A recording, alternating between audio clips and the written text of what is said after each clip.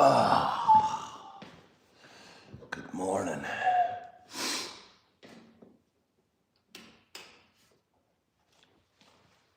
Still probably don't have internet, but we'll check. I have no reason to believe it was fixed. Nobody was in the office to fix it. Connecting the network.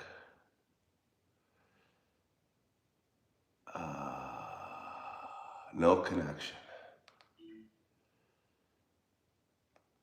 We'll try it anyway. It's not gonna work. But I have nothing to drink anyway right now. Waiting for my tea to boil. Bought myself a couple things yesterday. Had a pretty good day, all things considered.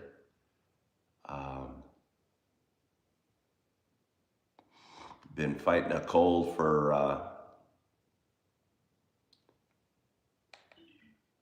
about 3 days, and yesterday was Sunday morning, and I wasn't feeling too well. Did my Coffee with Ken show, kind of lounged around, ended up going to church, which was really nice. It wasn't even the pastor I loved. It wasn't even the sermon I loved. The music I knew or loved. But it just really was good going back to church and being there for the first time in a few weeks. I work a lot of Sunday mornings and haven't been able to get into church. And it felt really nice making it in on yesterday. Really did. I might sneeze. So, what'd I do? Ended up going to Starbucks, getting some hot tea, and enjoyed that. Went shopping, got home last night and had a big meal, and went to bed at like 7 o'clock at night. And, felt pretty dang good laying in bed. Thought about working today. I have 3 jobs. I don't know how much backstory you guys need or how much you care. Good morning, Rima Glows, I think is your name, but I'm not sure.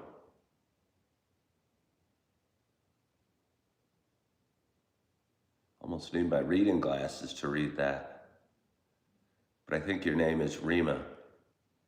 Good morning. Thank you for commenting and thank you for joining my little show. John is listening to his morning show on the way to work. I'm feeling a little bad, John. I was hoping to go to work today. I work 3 jobs. I'm a bartender at one, I'm a server at another, and I started working another job a few weeks ago. But you're kind of on call, and they needed somebody to go in today, and I usually have if I'm scheduled to do something, I don't like canceling for really almost any reason. I don't love when people cancel on me, and so I don't cancel on other people. So unless I'm really feeling sick, I'd rather not call into the boss and say, hey boss, I need the day off today. I don't know if that's good or bad or indifferent, but I like to think I'm a hard worker, and I like to do what I say I'm gonna do. But I would have had to have picked up work today, but I was planning on it. It's my one day off this week from my other 2 jobs, so it would have been my one day to go into this new job and make a difference and get paid a little bit of money, but mostly to make a difference. I mean, the money's nice. But again, I think for me, it's important to find something that's meaningful. I've been a stockbroker and been a realtor, and both those jobs, I felt like my main goal was to get a paycheck. The bigger, the better. And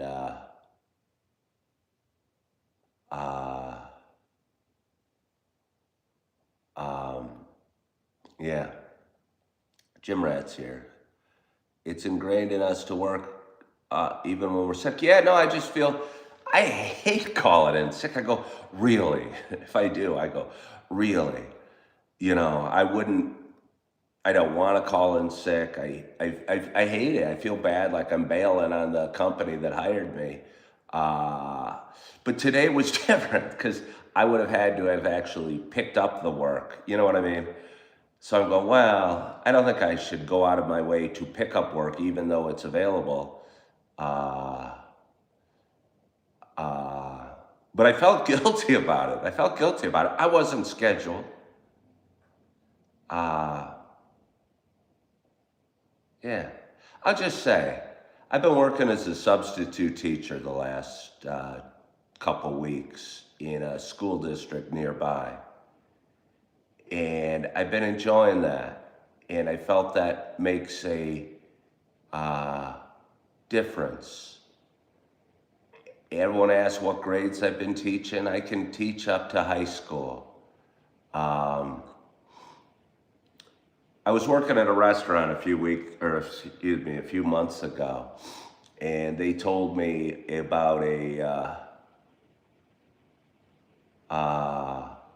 the huge need in a school district out west of here. They were teachers and they were working as a waitress at this supper club part-time. And they were telling me their school district's desperately needing substitute teachers, especially. Do you hear that?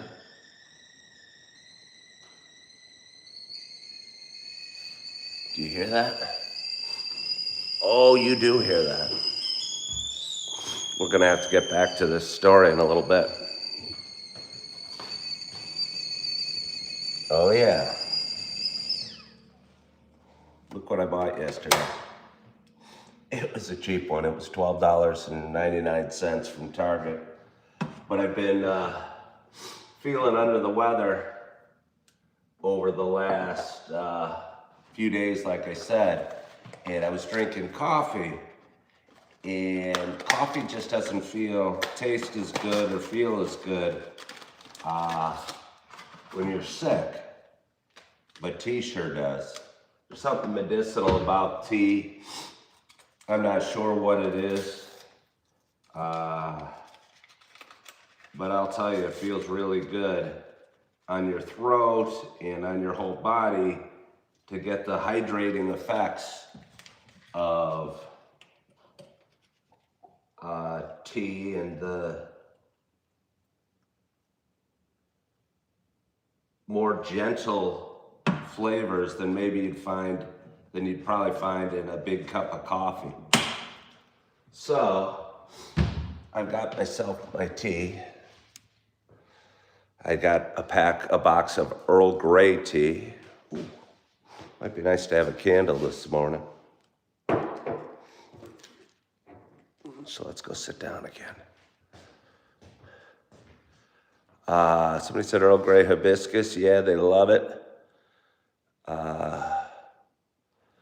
Various discussion about what teas and what drinks we like. Put that down. Let me get some water.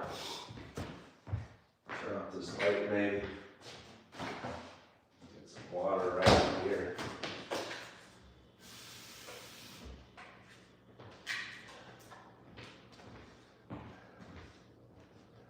Is that too dark? Is that too dark? Maybe it's not. Maybe it's just what we need. Maybe if we get a candle flickering or two, it'll be perfect.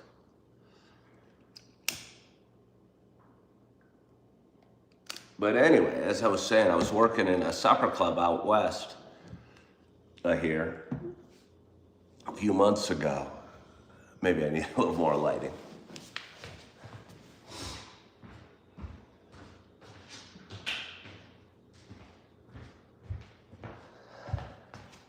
Makes much of a difference. Yeah, it makes just enough difference. That's perfect.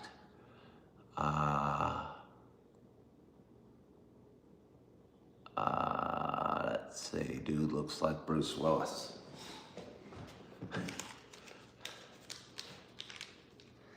I mean, I don't even know if I really look like Bruce Willis. I really don't. I don't really think I do. I mean, I appreciate it. Nobody's ever said it. Nobody, I mean, rarely, occasionally in my life I was told it. But till I got to YouTube Live back last January, no, or this January, nobody had really ever said I look like Bruce Willis. And for some reason, the YouTube audience has a huge Bruce Willis fetish, I guess. But anyway, good morning, good morning, good morning to you. My name is Ken Tracy, and this is Coffee with Ken. Today we're doing tea with Ken. It is Monday morning. It is 6:38 a.m. It is December 1st. Happy Monday. This is a little show I've been doing, Coffee with Ken, is for quite some time, for about 6.5 years on various platforms, and bounced around a little bit, went from Facebook to TikTok, and came on YouTube back in January of this year, so about 10 months ago, 11 months ago. It's a show about me talking and kind of sharing some feelings, kind of sharing a little bit about the ups and downs we have in life, sharing the adventure of one man's life. But for those that have been watching a while, you know, it's not just a show about me talking. You know, it is also a show, generally, about me sharing my love of coffee. However, since I've been sick for a few days, I'm not drinking coffee today. I hope this does not offend all of my coffee drinking watchers. Or, on the other hand, I'm hoping it does draw in a massive audience of tea drinkers. I got a lot of people from India and Britain going, why do you not drink tea? Why do you not drink tea? And yes, we are having a glorious audience today. But anyway, I have a nice hot cup of Earl Grey tea. Look at that bad boy. Look at that bad boy. It's like a cauldron. You got the three blind witches, bubble, bubble, boil in trouble, or whatever they say, hanging around my cup of tea, my little imaginary witch friends. I'm excited to have my first sip. My hope is wherever you are and whatever you're doing, that you got a hot cup of coffee or tea or cold cup of orange juice, a glass of milk. You got something you're about to drink in front of you. Cheers to us.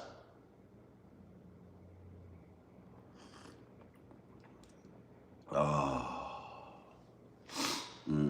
Somebody asked if I leave the bag in. No, I don't like too strong a tea. I think it gives it almost too much flavor. Again, I'm looking for, I have the tea bag resting on the Earl Grey bag right here. I'll probably reuse that tea bag. I go to Starbucks, I'll tell you, and I get tea there. I was there yesterday. And if you order a venti cup, they'll give you 2 bags. And when they put 2 bags in there, almost to me kind of gets overwhelmingly tea-y flavored and kind of bitter or something. I'm embarrassed to admit this, but I will. So sometimes I'll ask for 1 bag of tea, which is what they put in a small cup of tea, which they would generally charge $3 for the small cup. But if you get a venti cup, they're going to charge like $4.20.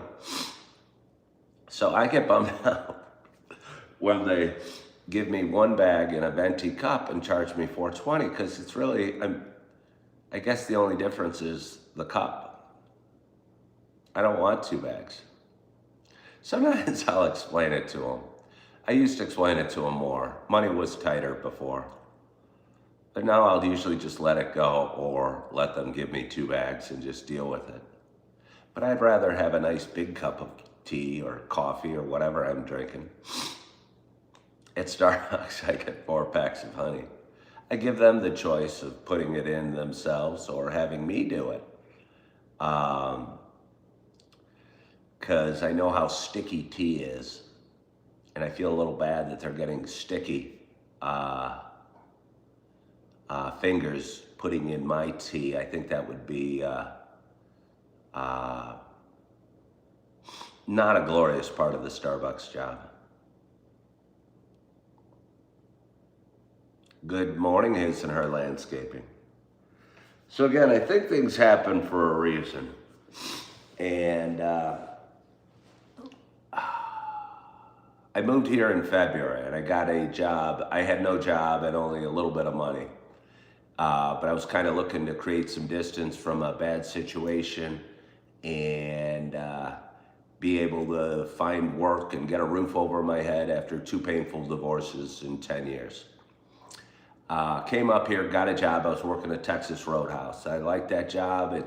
The back of my shirt said, I love my job with a huge heart, and guests that would come through our restaurant would often joke with us. And I go, well, I kind of do really like my job. It's, it can be busy and stressful, but I loved when I was going through training here and I saw the shirt. They wouldn't put a huge, I love my job on the back of your shirt if the job sucked, if that makes sense to you, because the employees would be grumbling and, it'd almost be a joke. So they couldn't do that. So the fact that they put I love my job meant to me at least that the job didn't totally suck.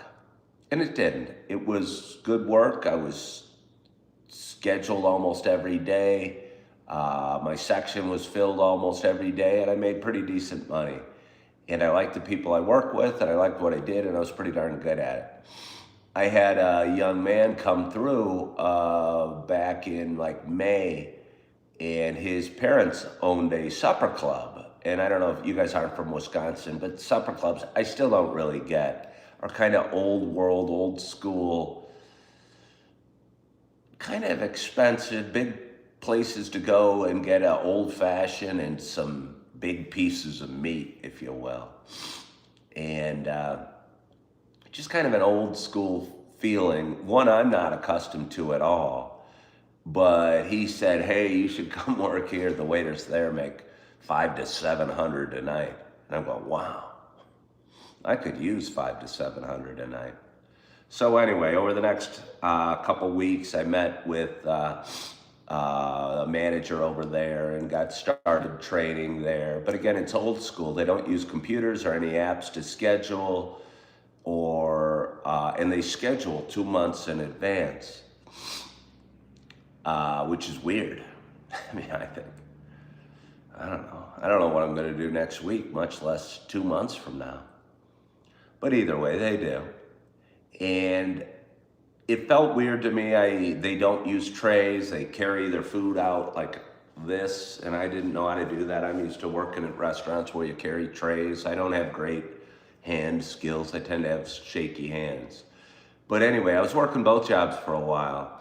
And while I was there was a couple women there that worked that were teachers in a nearby school district. And they said how desperately they need substitute teachers in, I'll just say it, well, I won't say it, in their school district, but they think all around the state, and I think all around the country, there's a desperate need for substitute teachers.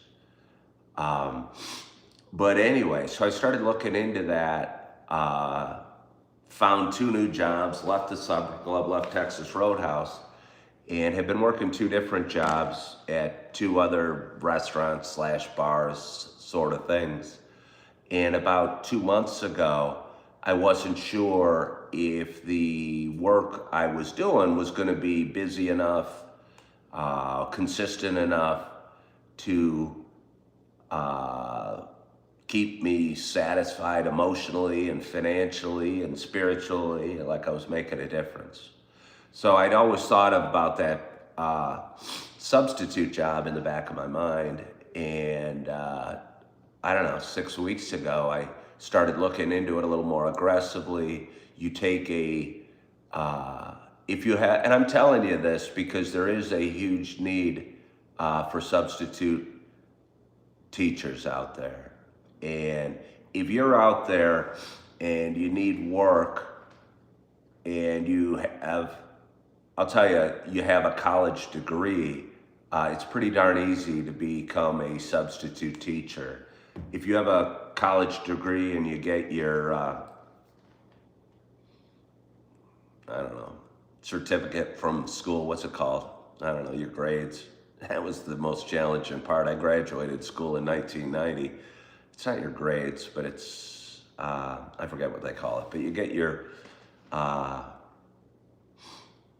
it's not your diploma. Either way, you get something from your college saying you actually went to class and you actually did graduate it. And it actually shows what grades you got in every class. Transcript, thank you. Your transcripts. It actually shows every grade you ever got in school. It's kind of funny.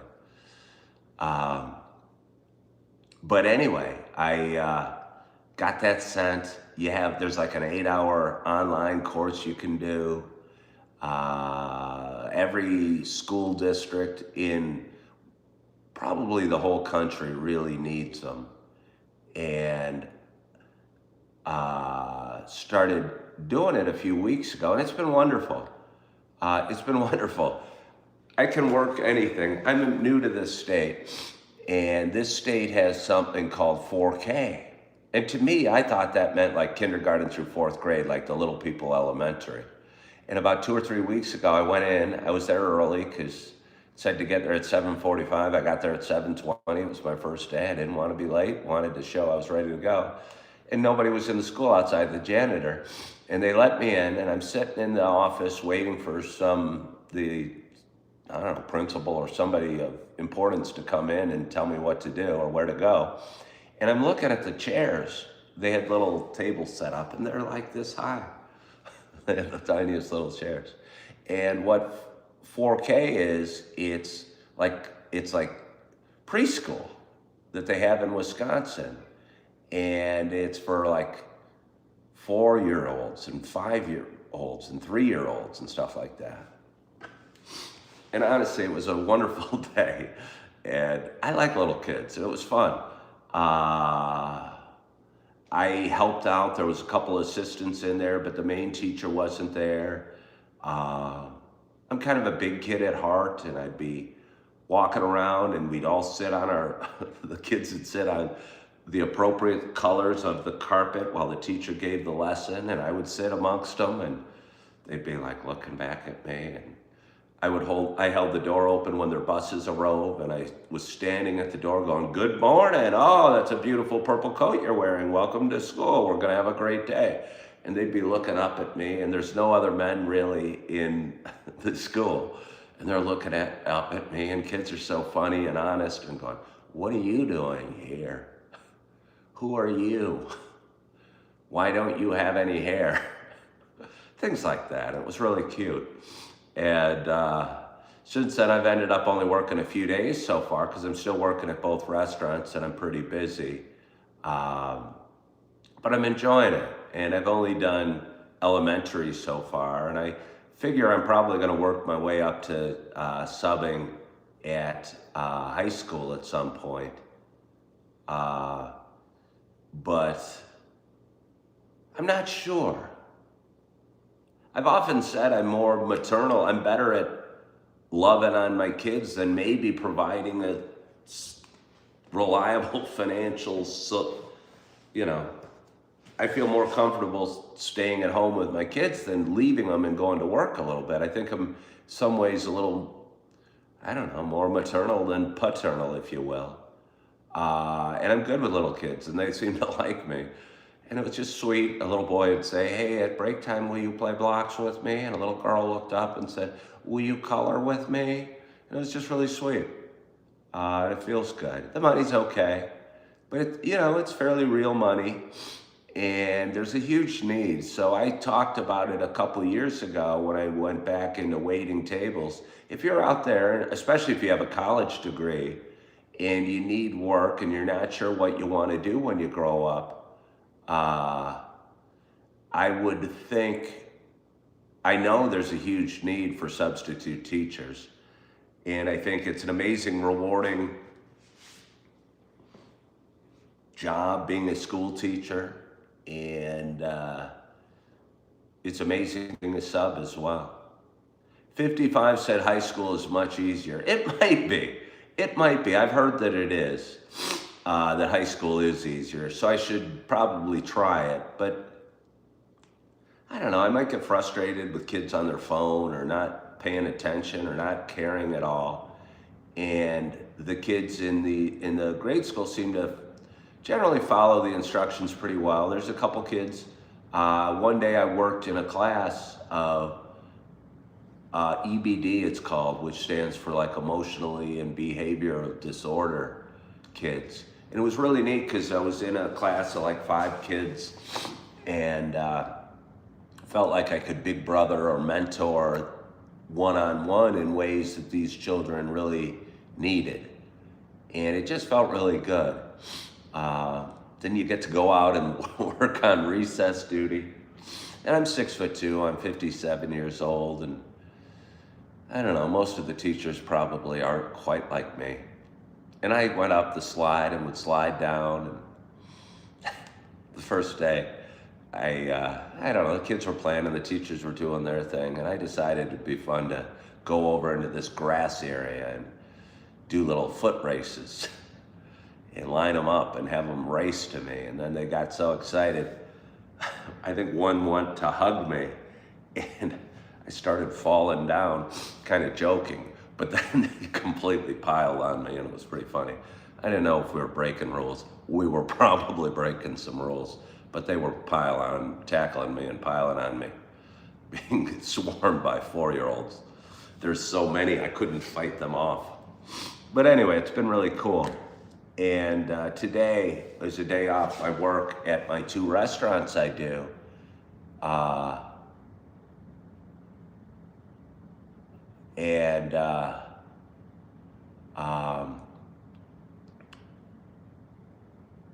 Was hoping to sub.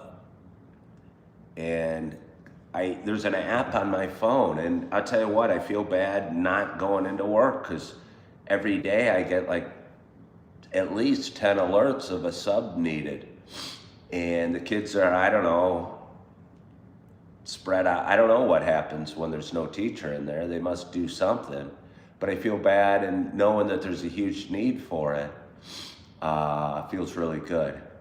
So not going in today, although I wasn't scheduled, I would have had to actually pick up a shift from a teacher who maybe was calling in sick. Being that I'm sick, it didn't seem to make much sense. So here I am, drinking my tea in front of you on a Monday morning. His and Her Landscaping said, you were in a class like that. Emotional behavioral disorder. You were left at 8 years old by your mother. I mean, the kids were cool. The kids had varying challenges. I think autism seems to be higher on the spectrum. There's kids that had a hard time regulating their emotions, if you will.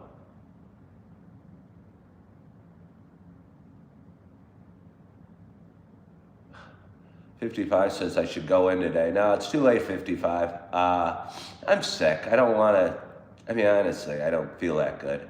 My body's sore. My head's running. That might be why I got sick. 55 said I should go into work today. That work environment is a petri dish. It will build your immunity. Yeah, maybe that's where I got my sore throat. I remember waking up on Friday feeling a little lump in my throat going, something doesn't feel right. But no, I don't want to go and bring my sickness to it.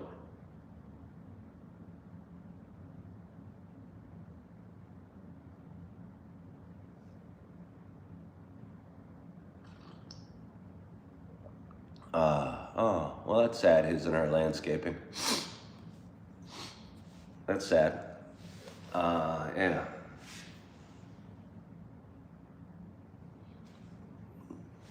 Uh, yeah.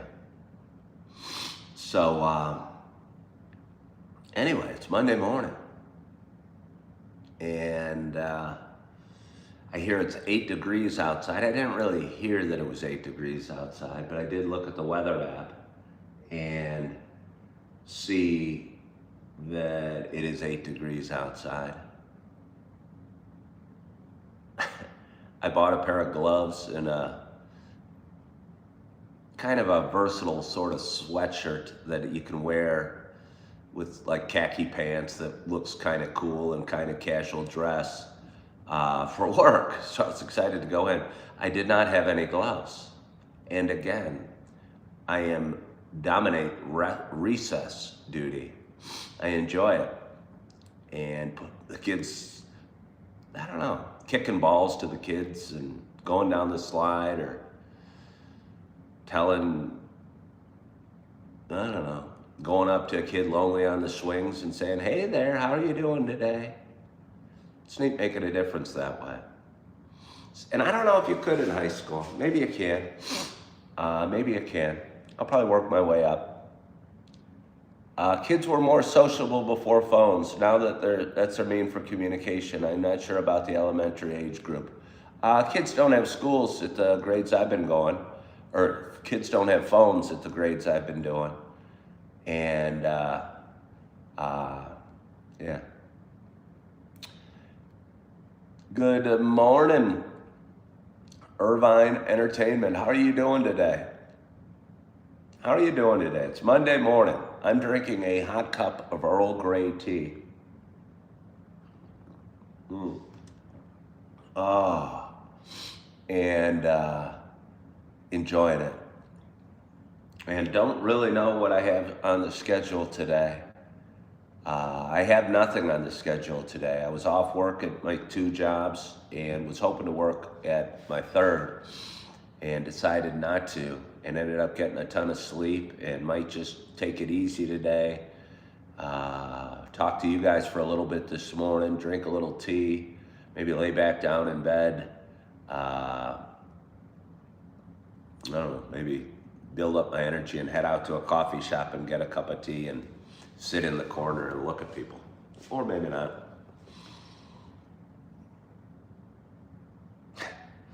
But anyway, I'm not sure what else I have for you. Again, over the last couple weeks, I haven't felt as active of mind and just kind of felt not a ton different, but just not quite as anxious. Feels kind of nice. Again, I was saying earlier, church was great yesterday. It just felt nice being back. I talked about how I have a bunch of nieces and nephews, and their mom passed a few months ago. And I feel like I have some responsibility or want to help in any way I can. And I was with them over Thanksgiving, and I was talking about how none of them seemed, I don't know, none of them talked, not about the future. I don't necessarily I think maybe we put too much thought into the future, but none of them ever talked about career goals or marrying goals or having kids goals or finding job goals or something like that. And I just kind of wondered what they all do or want to do, and kind of was a little worried about them. And I showed it. Somebody at one of my other jobs gave me a little baby Jesus. It wasn't a baby Jesus. It's not a baby Jesus. It's a little Jesus. I'm gonna go get little Jesus.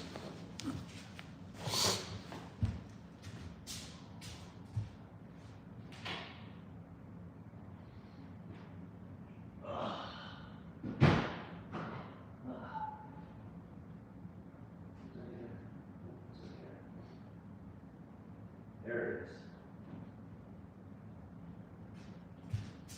For the record, if anyone watched yesterday, my drawer still is not sliding very well, and I left little Jesus in my jeans that I got yesterday. There he is. Somebody gave me a little Jesus yesterday. I sent a picture. Actually, I posted a picture from Starbucks. He was sitting standing on the table in front of 2 cups. It said something like, "My little Jesus wishes you the happiest of Sundays." Then I thought I'd use that picture and sent one to each of the nieces and nephews and both my daughters and my brother-in-law and said, "Jesus loves you." It's kind of nice because it's kind of funny because it's a little Jesus. So it's not like over the top. I don't know, I probably would have called it Bible thumping or spiritual pressure or whatever you say. And that's what's kind of nice about the little Jesus. Yeah. I actually sent one to my daughter, like I said, and she laughed and said, "Oh, how cute. I have one in my purse."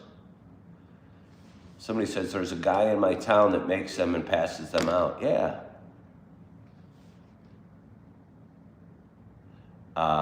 Again, his and her landscaping. It's easy to call him a baby Jesus, but he's not a baby Jesus. He's just a very little Jesus. But it's very easy to get it confused. I would like to have a bunch of them and give them out to people because they kind of make you smile. If you come at it with kind of a friendly thing and a less pressure that you need to be saved, all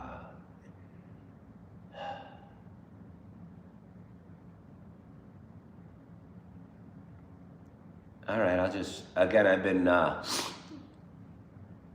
going to church and I'm on a spiritual journey and I talk a lot about it. I think Christians lead with the line that Jesus Christ died on the cross for your sins far too often, and come up to non-believers and tell them that too often. And I just don't think a very good sales pitch. If you're looking to open eyes to the goodness of Christianity, leading with Jesus Christ died on the cross for your sins isn't a good sales pitch and won't get many people on board. And a simple message like Jesus loves you is, I think, far more appealing to, I don't know, probably to everybody. Well, again, as disciples, I think one of the, I don't know what the word is, of most religions is to spread the word. And call it what you will, but if you're coming up and saying, "Hey, Jesus Christ died on the cross for your sins," you're not going to, I'm going, well, I didn't ask him to. You know? You're not going to convert many people with that, but if you tell people that Jesus loves them enough, you're going to come across somebody that needs to hear they're loved and that they're hurting or they're lonely or that they're scared. And I think that's a far more appealing intro.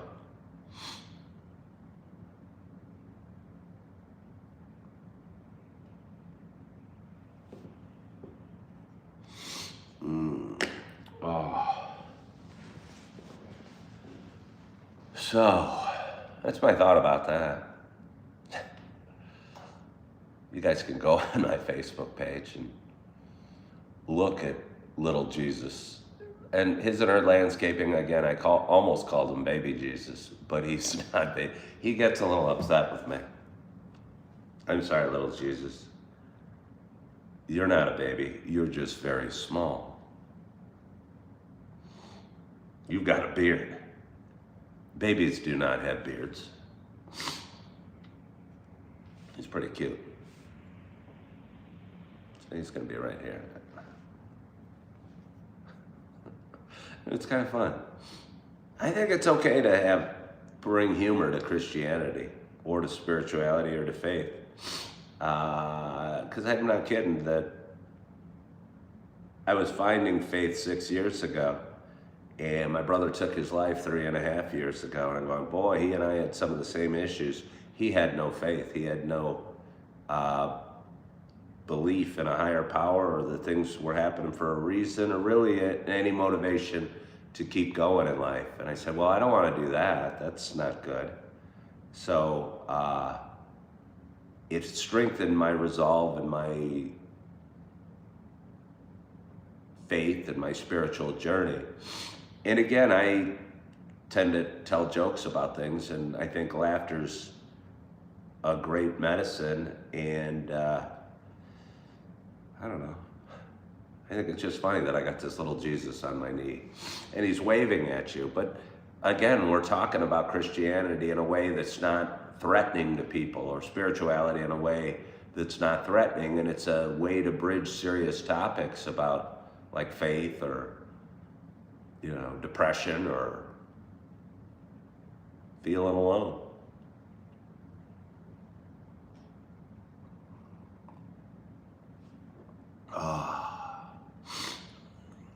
I didn't want my little Jesus to fall. That might be sacrilegious. So, yeah, no, it's Monday morning. It is Monday morning. And again, it's cold out there. I got tea. My TV's not working. My couch is a futon,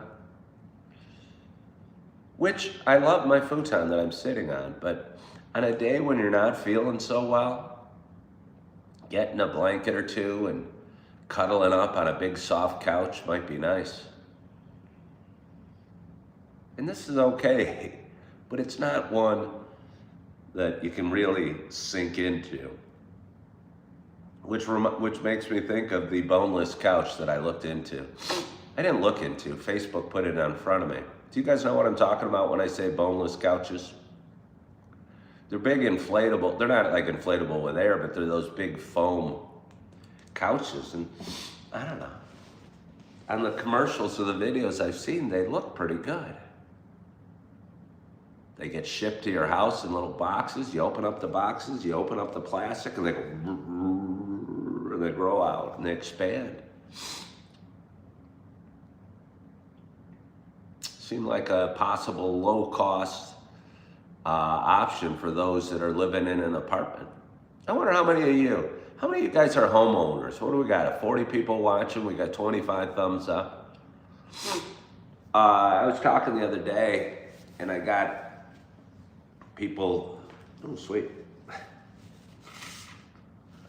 calling me a boomer because I was telling people, I wasn't actually saying pull yourself up by the bootstraps and get back to work. That's not what I was saying. You got it off TikTok. Okay, Connie has a boneless couch and you got it off TikTok. Do you like it, Connie? Hey, Connie, I have a hard time not.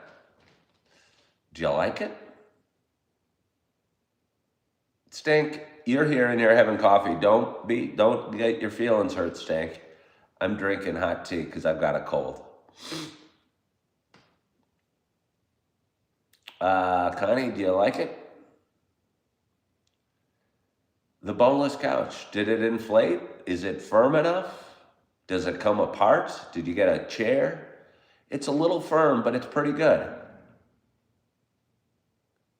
All right, well, I think, to be honest, Connie, my biggest fear about a boneless couch should be that it's not firm enough. You know, I would think it would get saggy or not be supportive enough.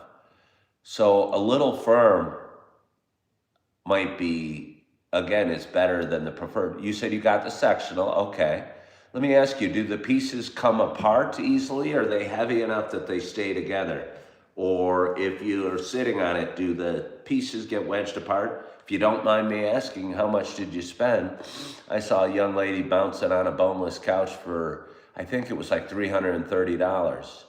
And it's kind of intriguing to me because the price is right and the ease of purchase is right. You know, you can spend thousands of dollars on a couch. You spent 340. Okay, so probably similar one to the one I saw. Maybe it was 340. And do they stay together fairly well? I mean, you only spent 340 bucks, then that's including delivery.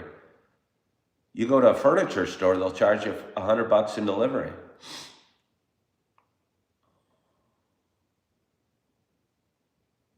You said it's pretty good. Okay, well, I'm going to take that. Again, I wouldn't expect it to be the best couch you've ever been on for 340 bucks delivered to your house.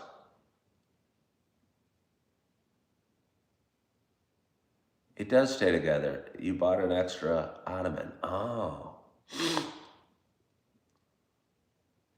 well, all right. Yeah, no, the woman in the commercial, maybe it was you in the commercial, Connie. You got, you finished doing what it is that you do, and we're bouncing on it going, hey, this is fun. The pieces stay together. I bet you did get the grain, Connie.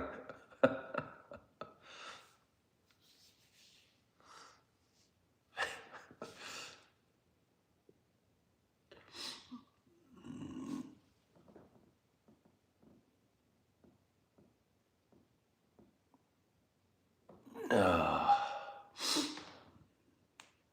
oh.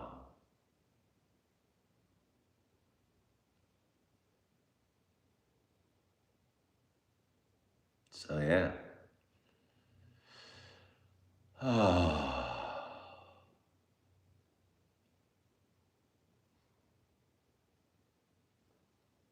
So Connie, it also makes a bed. You mean like it folds out into a bed, or it's just so big and wait? I like sectionals, but I think you have to have a large room for those.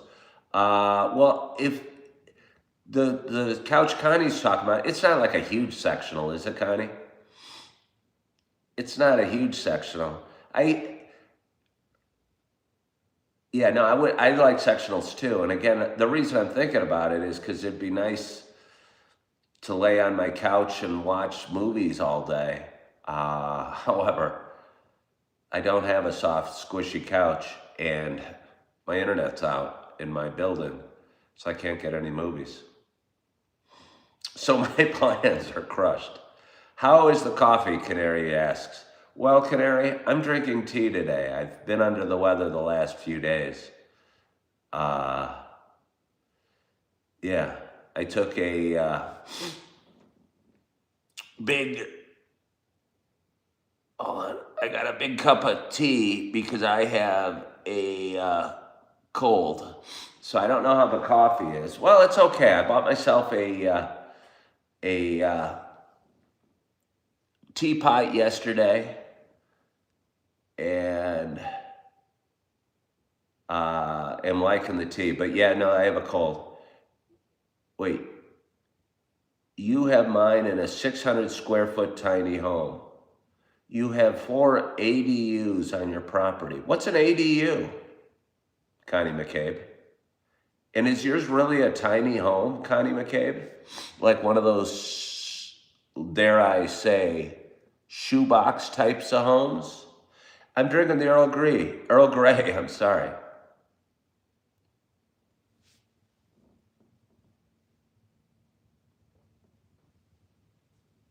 Yeah, the internet. Well, 55. My office has been gone all day or gone all weekend. I think the power went out like Wednesday afternoon. I'm assuming that's what it's it. I was out at a coffee shop and I heard people talking about how the power was out in the neighborhood. And I came home and the stove light was, or the stove clock was off and my internet wasn't working. So I'm betting that nobody's been into the office where I'm assuming the router is for the building. And yeah, additional dwelling unit. What does that mean? What does an additional dwelling unit mean? Oh, you have a large home, but guest homes on your acreage. Oh, so your your tiny home. So you bought a boneless couch for your tiny home that's a guest uh, unit, right? Is that what you're saying?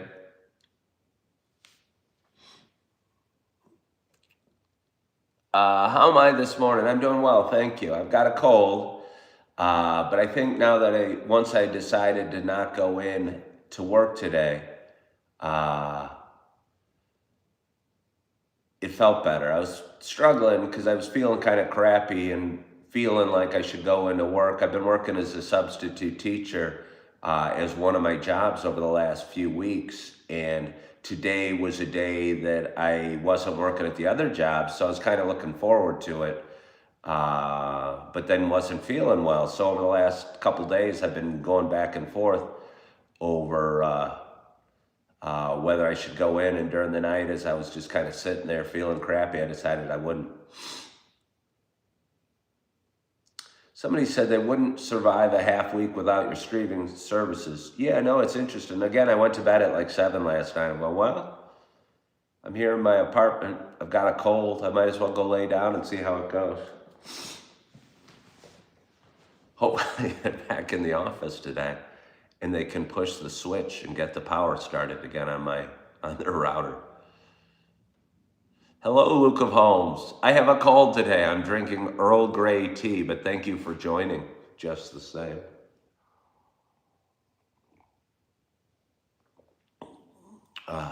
Somebody says, Merry Christmas, Santa Claus tree.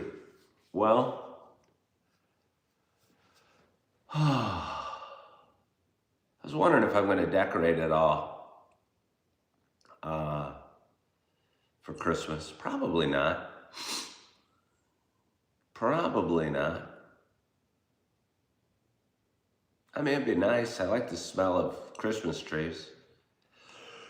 But I doubt I'm going to have my kids up here. I have some time off from all three jobs right around the holidays. I'm not sure what I'll do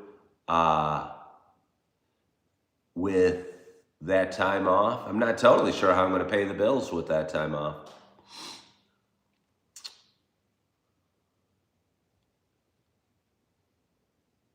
Let's see.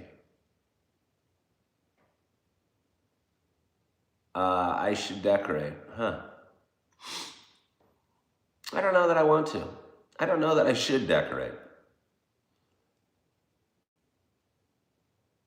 I don't know that Santa Claus at the mall makes $100,000.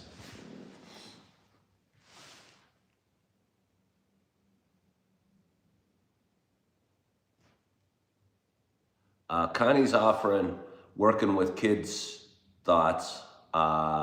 Swab my nose with Zicam. It'll keep me well in the winter.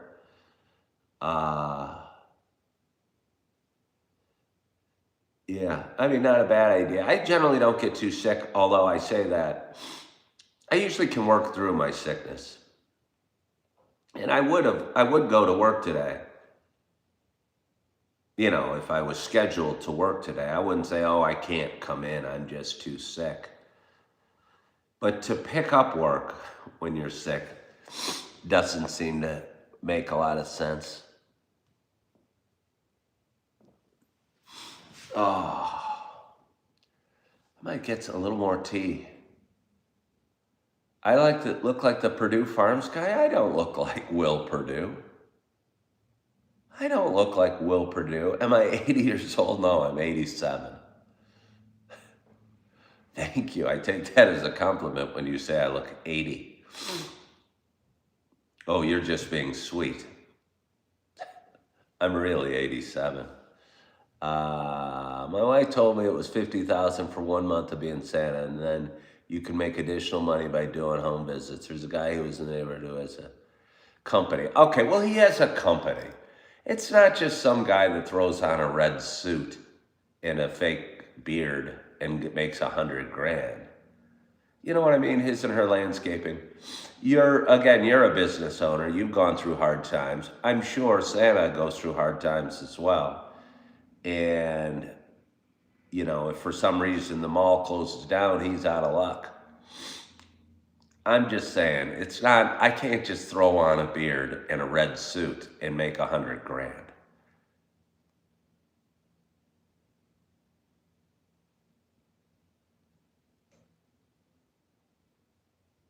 Yeah, it's not that easy. He has a company, and he might have a fleet of Santas that go out and attend and pay him 150 for the day or something like that. I need to sneeze almost.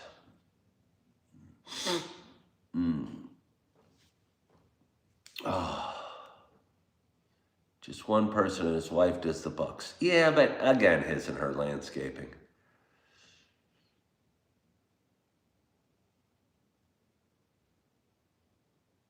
He has a company, you said. So he's put some work into it. It's not me calling on a sign, hey, Santa wanted 100, we'll pay 100 grand. I don't want to be Santa Claus for a career. This guy probably does. I'm having to put people in timeout. I don't know why I need to put people in timeout. But if you ask the same question a bunch or you're rude,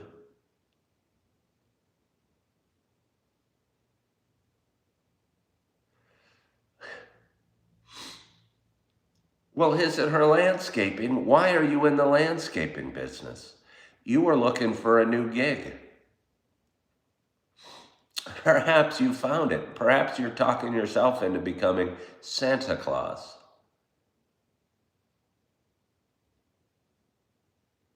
You know?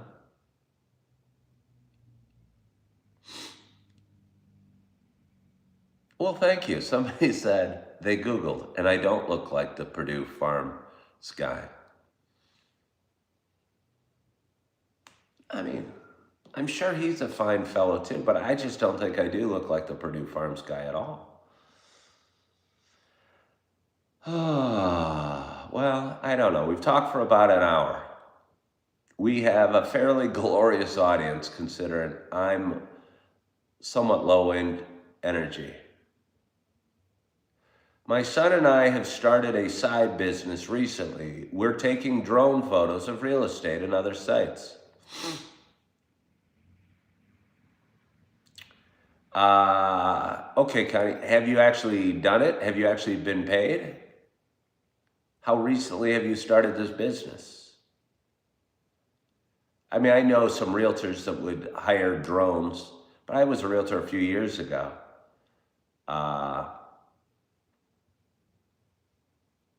I appreciate the go-get-emness, but I would imagine that has a fairly saturated market with every kid with a camera and a drone. But I mean, if it works for you, awesome, Connie, and I hope it does. I think the real money in real estate is selling services to realtors.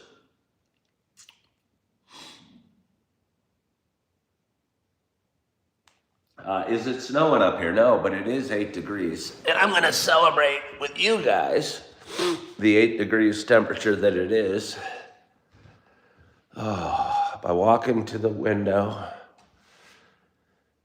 showing you what it looks like in Appleton, Wisconsin when it's 8 degrees. Okay, so got several realtors and businesses. You have to be licensed now for a drone. Had to study a little. All right.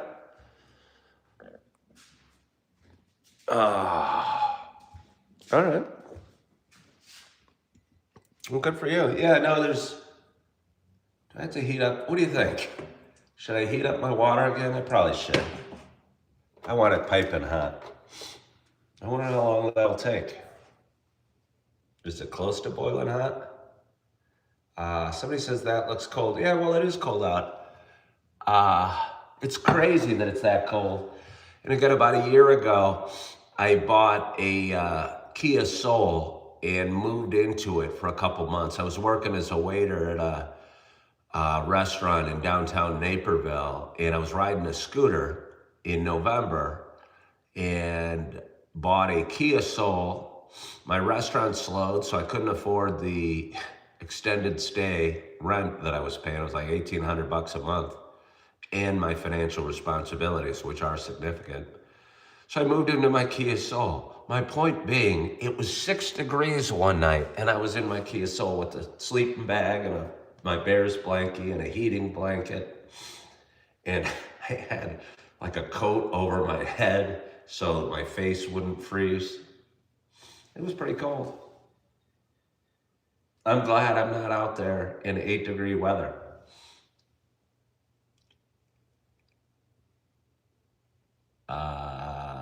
Somebody used to work for a real estate appraiser and said that was fun. What was so fun about it?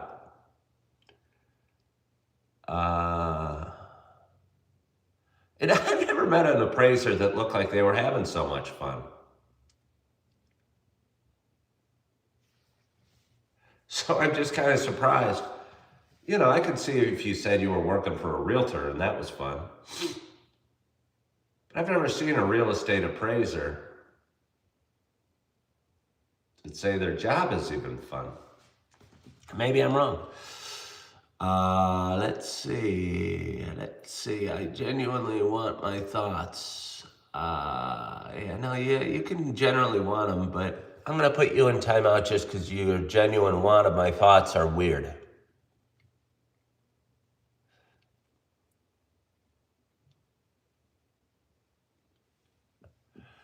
Am I hitting the gym today? I don't think so. I think I'm just gonna take it easy today.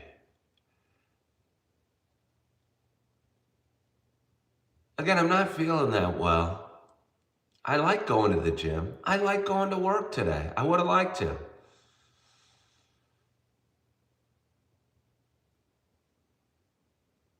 Well, when you say do some shorts, most of the shorts you see, how long is my pot gonna take to boil? I'm ready for my tea. I wanna go sit down.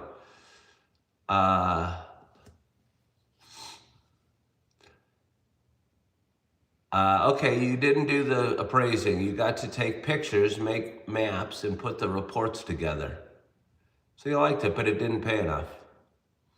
I mean, that doesn't sound that fun. Put the reports together. That doesn't sound fun. Again, I wouldn't, I mean, I'm glad you liked it, although it didn't pay enough. I just don't think the real estate appraisal business would be very fun, so I was surprised to hear that. I'm in Wisconsin. You have Quick Trips. You think they have hot tea too if they're out today, otherwise Starbucks. Oh, well, I got hot tea. Do you not know that we do have Quick Trips? I bought myself a box of Earl Grey, and I'm waiting for my teapot to boil. What do they say? A watch pot never boils.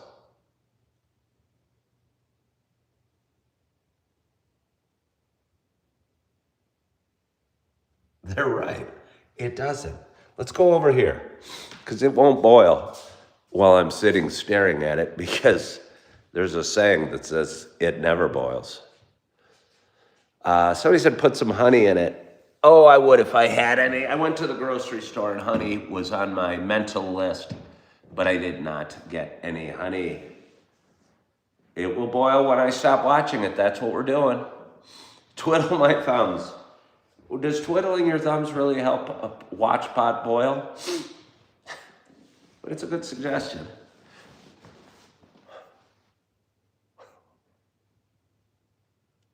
I think people maybe always had ADD or ADHD. We just didn't have little fidget spinners, so we just twiddled our thumbs. Or we went like this. Or this.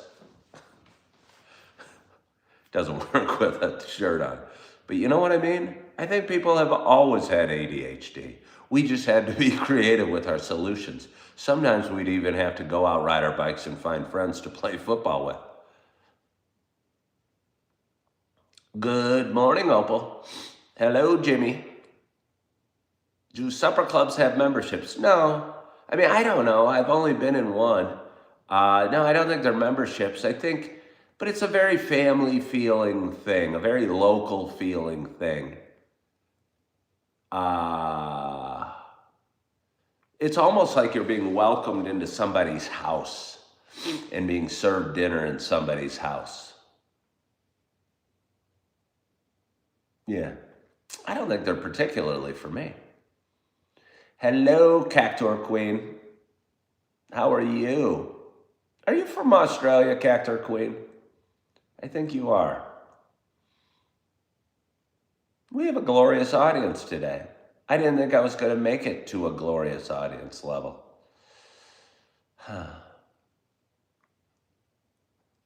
The reason I know you're from Australia, about 5-6 weeks ago, you were new to my show and you were telling me the biggest problems in the United States. And the reason I know that is because I was editing that video yesterday or last night, and I was saying your name a lot.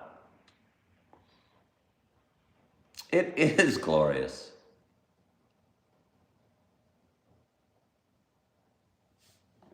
Let's see. I'm thinking about starting a channel where I talk sports cards. What do I think? What's my best advice? Well, Jimmy the Nose, do you really like talking sports cards?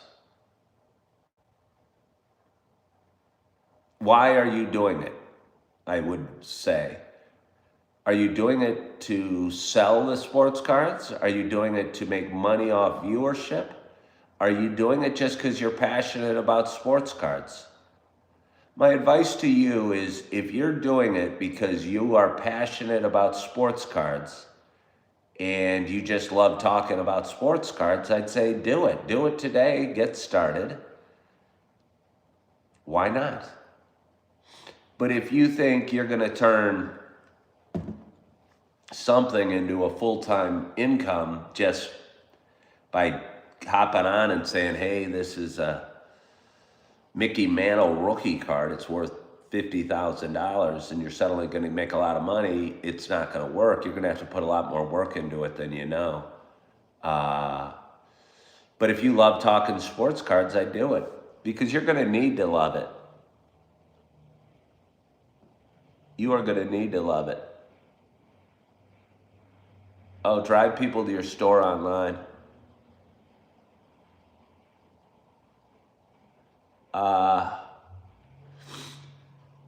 Yeah, I mean, we'll give it a try. I'd say give it a try, but again, I think, okay, so you have a store, well, you make plenty of money. I mean, I don't know. Do it then. You know, yeah, but it's not like you're gonna do one video and your store online is gonna get a bunch of crowds. I think you'd probably be better off hiring somebody like me then, because it doesn't sound like you're super interested, and hire me and pay me, not me, but somebody like me, $50 to be your host of. Did you hear that? Unless you want to be the person on camera and feel you have the energy and enthusiasm to do it, but you could probably find somebody like me with a voice or a personality, you know, kind of like QVC does. They hire people to talk on their show and sell sports cards or sell all sorts of things.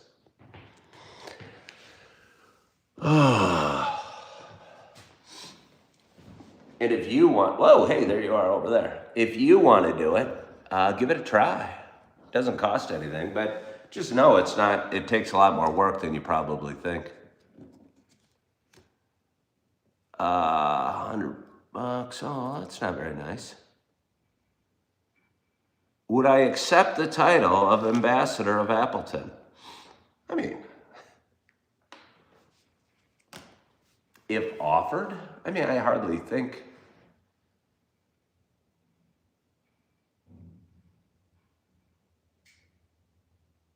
Does it pay? Could I work from home when I'm sick?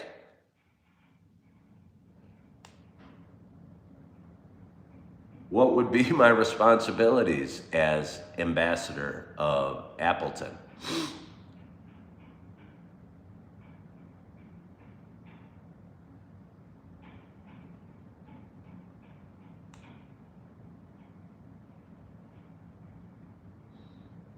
I heard some noises.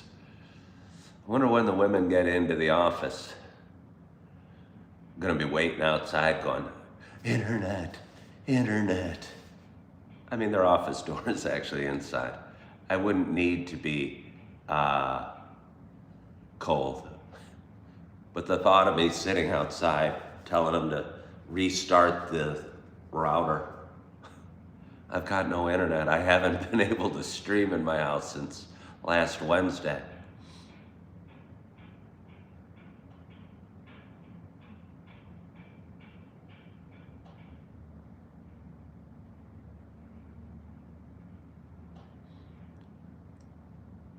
See, I was talking about this earlier. Somebody just came on and said, Jesus Christ hath shed his blood for you, my friend. I just don't think that's a good intro. Okay, who are you? Who are you, person?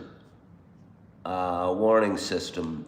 You want to spread Christianity, right? You want to convert people to Christianity or tell them the good news.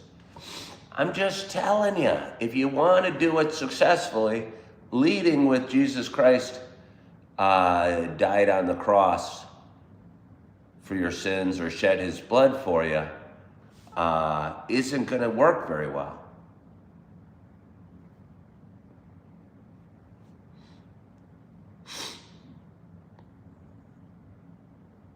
Yeah. Somebody wants people to be Muslim. Okay. All right. Well, I think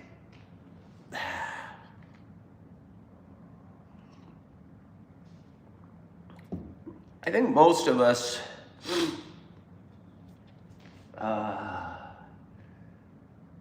me included, maybe most of us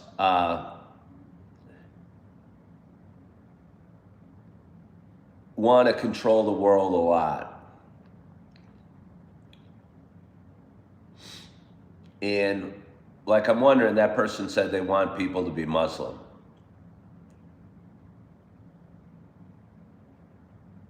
And Christians too. They want to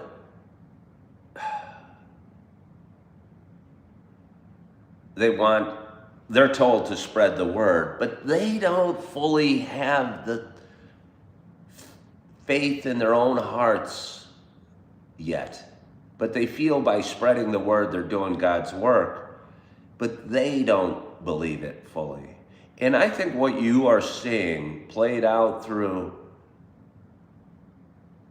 Coffee with Ken is a guy on a spiritual journey who was going through a really hard time 6.5 years ago, and somewhere along the line found faith and continued to go through hard things, but did it with a smile. And talks about it and has a little Jesus, but never leads off that Jesus died on the cross for your sins.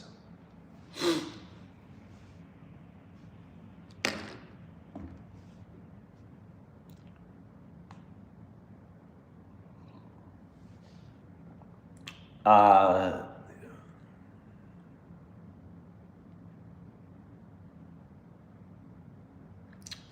me go back to him. I have been changed, and he can do the same for you and bring you as much joy as he has brought me. He can also bring you peace and strength. Well, first of all, again, kind of a questionable sales pitch.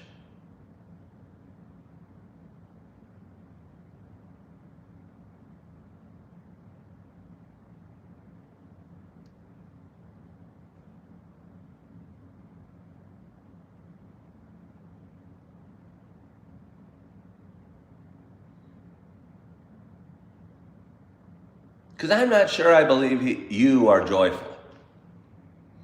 Right now, all I'm seeing are words from a weird named post that's given a bad sales pitch on Christianity. So yeah, I'm still skeptical. I'm not skeptical of the message. I'm skeptical of your delivery. I think Christians are lousy salespeople a lot of times. Yeah, because they lead with Christ died on the cross for your sins, or Jesus bled for you. Bad lead, bad intro.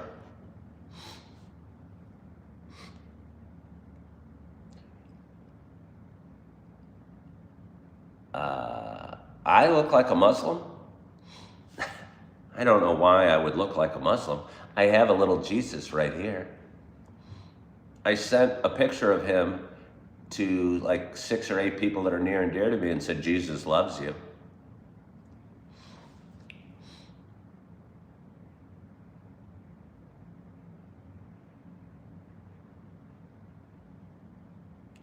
You read a bit of the Bible. I wonder what anybody says they read a bit of the Bible. That's so funny.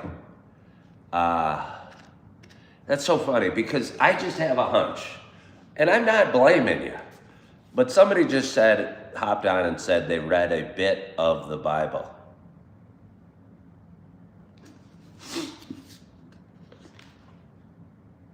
I mean, what does that mean? Did you read like a line or 2 words? Because I'm telling you, you got to really want to read the Bible to read the Bible. When you say you read a bit of it, I mean, okay, my BS indicator's going wild. I'm betting you read like 2 lines from it, and now you say you read a bit of it. Because let me tell you, I've been digging in for 2 months, and I'm still slogging through the book of Numbers.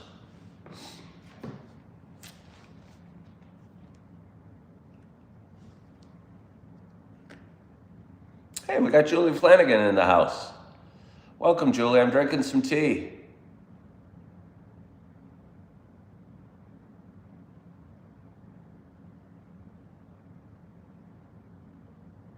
You are wrestling with the Catholics and Protestant Reformation recently. You worry both have truth and dangers. Well, why are you worried about anything, and why are you wrestling with Catholics and the Protestants?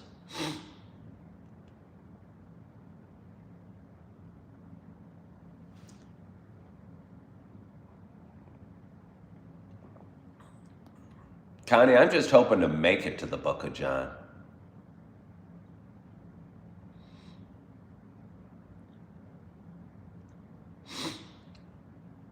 I'm hoping to make it to the Book of John. I'm hoping to survive the Book of Numbers.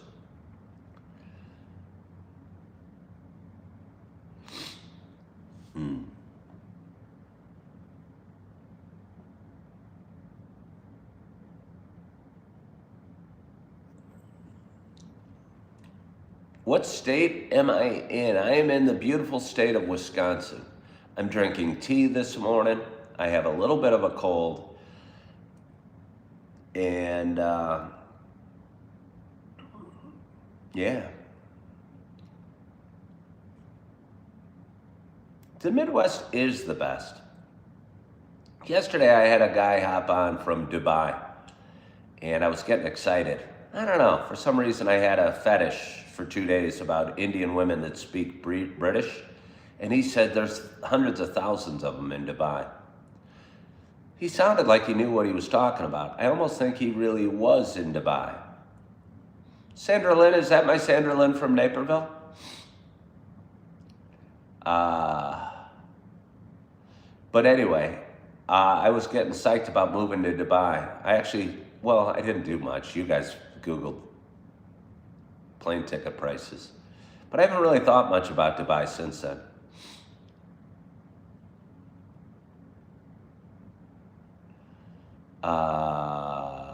Okay, wait.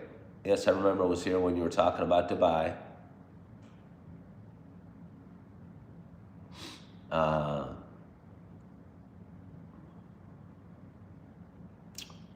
The Packers and the Bears are playing on Sunday, are they? I think I work on Sunday.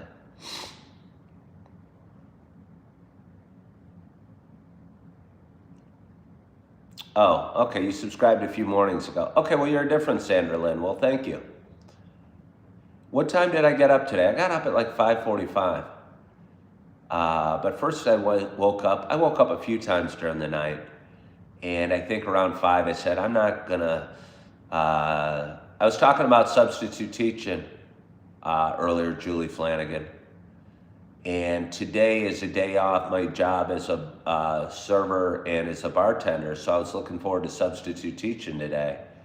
But I'm not feeling well.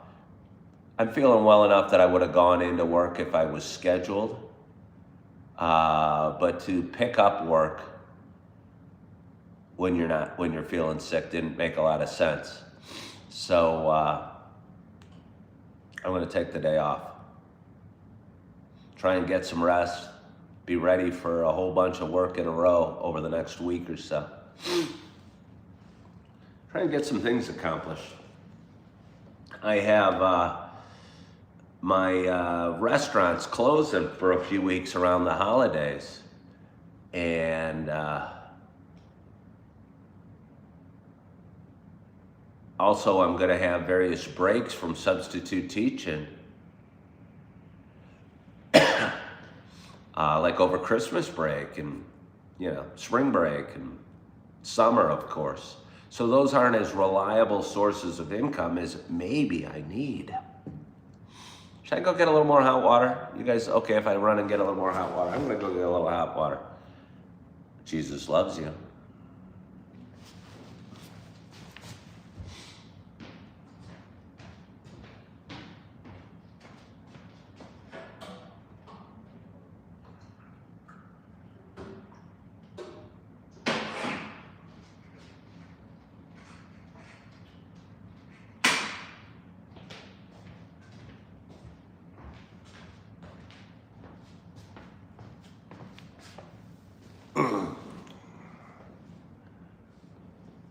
Well, thank you, Rebecca. I know that he does. Protestants all can hear the world. Hold on here. The Word of God and personal relationships with misuse.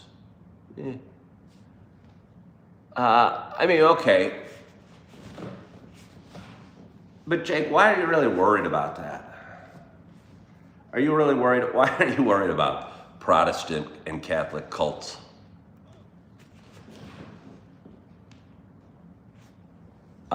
Yeah, I think we should worry less. I appreciate your passion, but I just don't know. Well, you care about people. Yeah, I don't know if I buy that, Jake.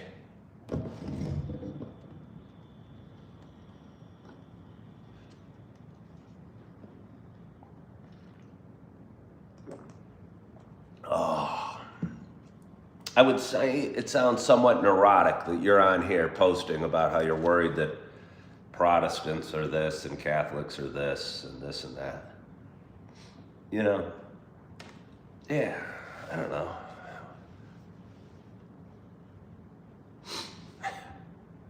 Yeah, I don't know.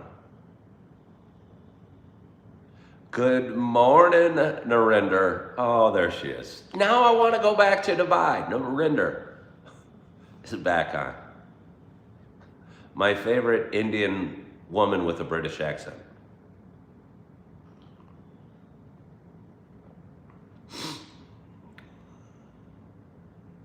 Yeah, no, seriously.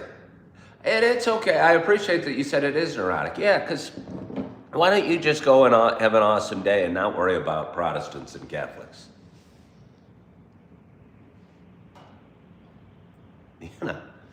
Let them be. The Catholic Church has been around for a long, long time.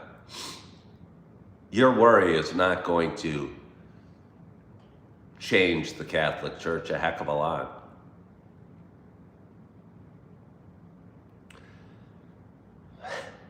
Same goes true with Protestantism, but that hasn't been around quite as long. I guess my point is worry doesn't do much good. And we can worry about all sorts of things and not really impact anybody in any way at all.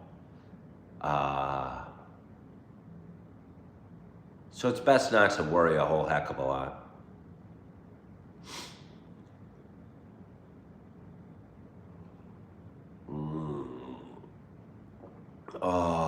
so good.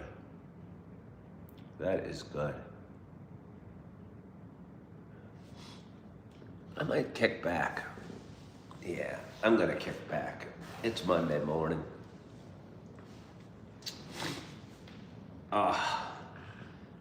Very Buddhist to me. Well, the Buddhists have some things right, I'd say. You really are a student of the faiths, aren't you?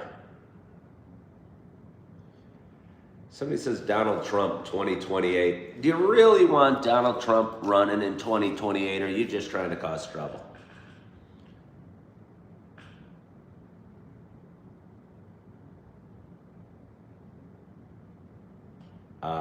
I wonder if that person really wants Donald Trump in 2028. I would assume nobody really wants Donald Trump in 2028. So I'm assuming anybody that hops on, if you said Trump 2028, you could say maybe one of his sons or something as a joke, or maybe because you really love the name Trump or whatever. But to really want Donald Trump to run in 2028, I just don't think anybody really wants that. Okay, you could say Vance 2028, and I'm not, again, digging into the politics of it, other than nobody should run for a third term. We've kind of, it worked for FDR, sort of, but again, we have rules against that. So, yeah. I hope nobody really wants Donald Trump to run in 2028. If you want Vance, he's vice president. You don't often see much from the vice president. I've heard it was quoted like the least important job in the world, one breath away, or one heartbeat away from the most important job in the world. Something like that. So it's not so surprising that you haven't heard a lot of the vice president. I think that's kind of normal.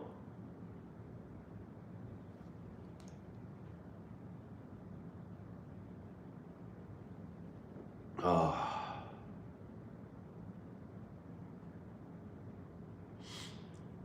Good morning, Schliebel Knievel.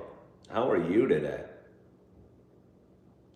Have I ever been to Australia? No. No.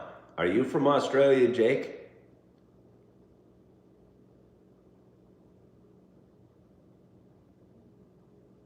And if so, why do I have such a robust audience from Australia?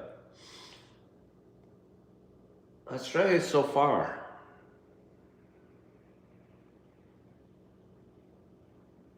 Maybe if I ever do go to Dubai, I can go over from there, because I'll be halfway there maybe. Okay. All right, you can't sleep. I think I could help you with your sleeping issues.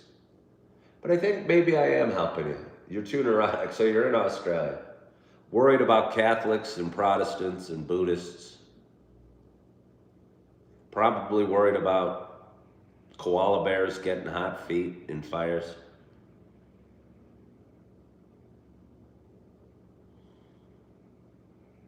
Probably wondering if calling the natives Aborigine is politically correct or not. Probably got a lot of worries bouncing around your head right now.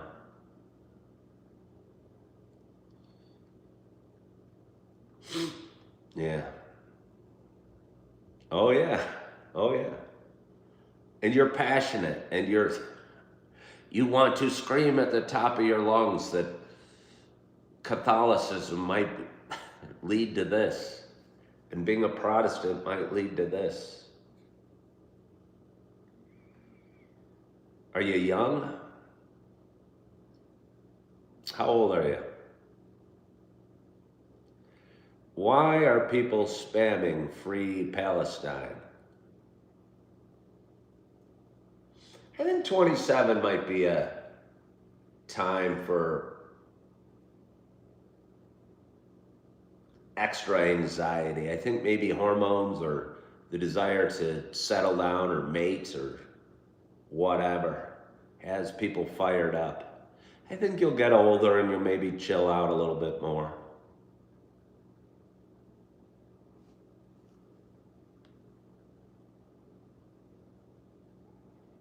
Mm. Oh.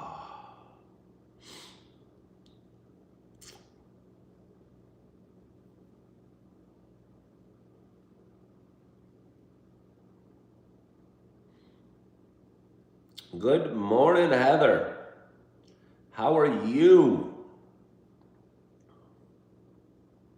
How are you doing, Heather?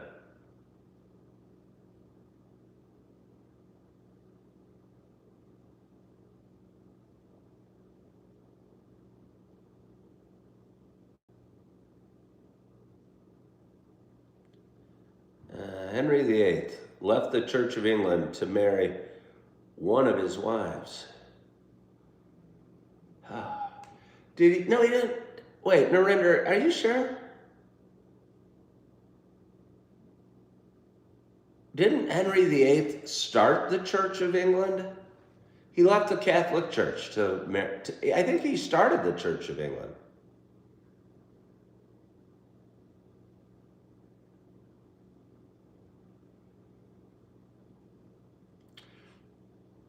I don't think he left the Church of England, Narendra.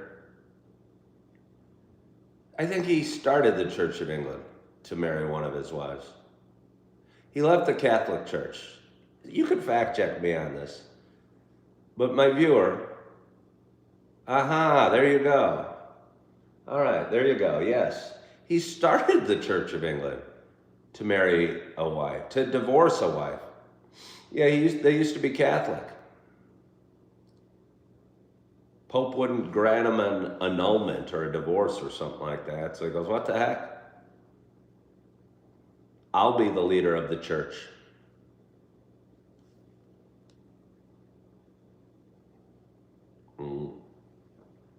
But anyway, it is Monday morning. It is Monday morning.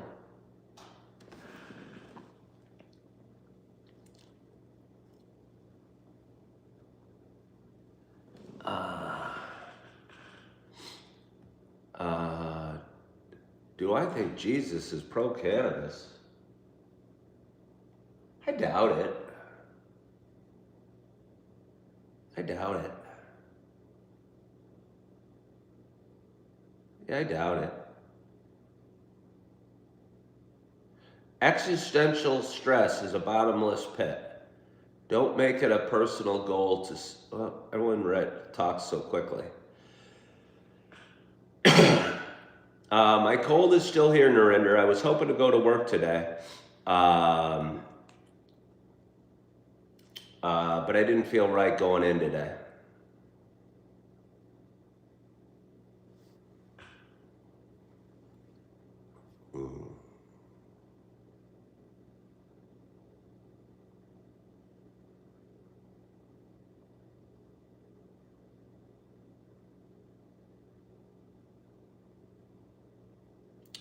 What church did the king create? Well, I think it's the Church of England.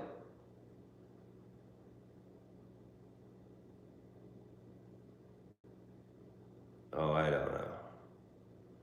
I don't know if I care about whether cannabis was created by God or produced by human sin. It doesn't matter. It doesn't matter.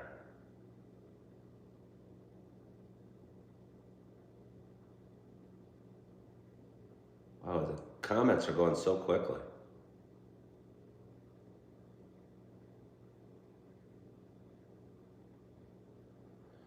Cannabis being illegal while alcohol is legal. Yeah. I mean, it's just about money at that point. It doesn't make a lot of sense. I wouldn't stress yourself out too much about it. Pot's legal in so many places that it seems pretty easy to get these days.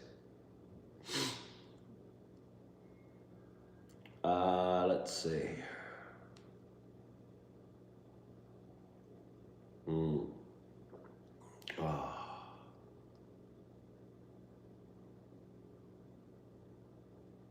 Is it legal in Wisconsin? I don't think so. I only smoked it while it was illegal. I was really into it when it was illegal. When everyone could do it and when they started opening it up in Illinois and making pot shops, they weren't really called pot shops. They were called marijuana dispensaries, but they were pot shops. I tell you what, they're interesting to go in. It feels like you're going up to a bank teller.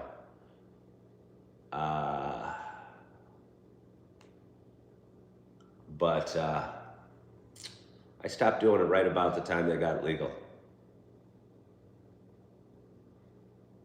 I don't know that it's good that pot's being legalized, necessarily. I mean, I'm certainly not sure that it is. I mean, I get that alcohol is bad for you, but that doesn't mean we should legalize pot because of it. Again, I mean, I'm less rules is better sort of view.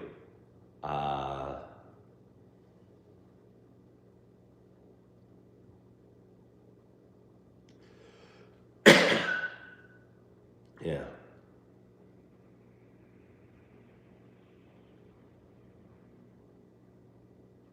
The room sounds big that I'm in. It is big. Well, look at the ceilings. I think they're like 12 feet high. I'm pretty sure they are. I could never have jumped and touched those ceilings. Yeah, they're probably 12 feet high. It's a loft-style apartment. Hey, you're the real estate guy. How am I doing? I'm doing good. I'm doing real well. I got a little bit of a cold today.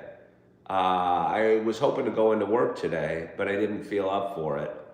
So I didn't pick up any work.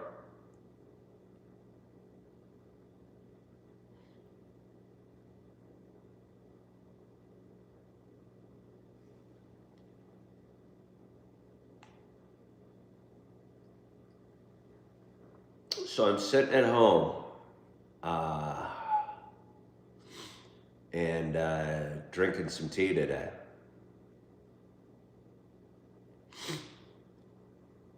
Kind of feels nice. Kind of feels nice. But we've talked for probably long enough on my Monday morning tea with Ken. And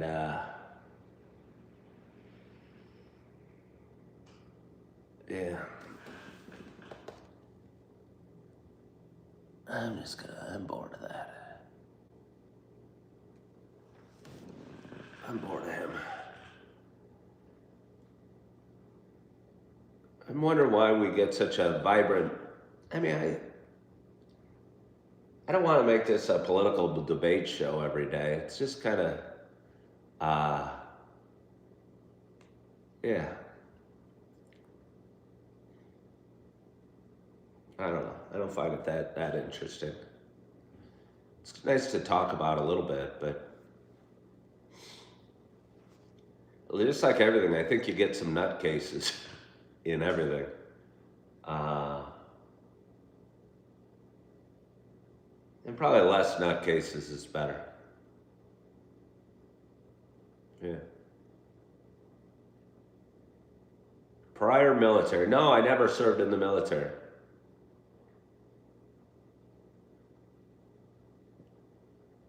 It wasn't even really you, Jake. I mean, well, you're a little bit of a nutcase, as you know.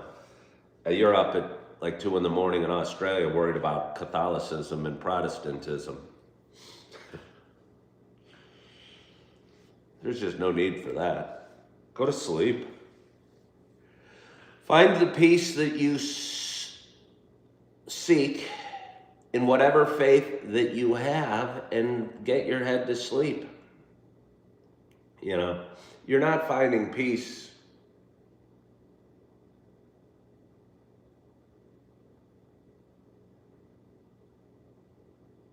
If you're not finding peace in your faith, I'm not sure, you know, what the point of your faith is. I hope you're finding some peace and some contentment and finding pathways to sleep and feel a little bit better about your life and the world around you. Yeah.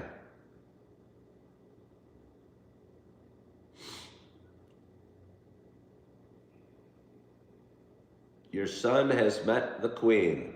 Well, that's kind of cool. Am I religious? I don't know if I'm religious, but I got a little Jesus right here. You met the new King Charles. All right, well, that's cool. Did you speak in a lovely little British accent to King Charles?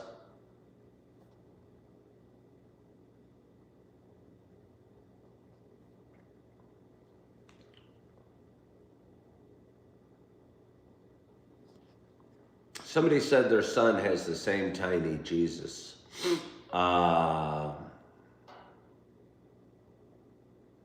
Yeah, my daughter does as well. What am I doing on the couch? You don't like Prince Charles or King Charles?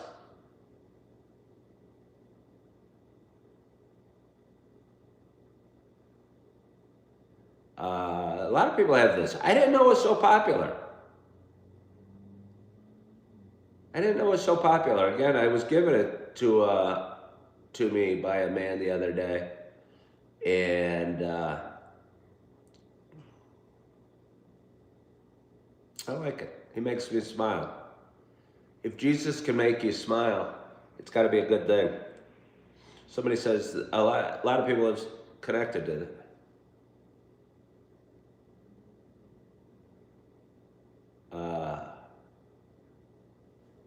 Let's see.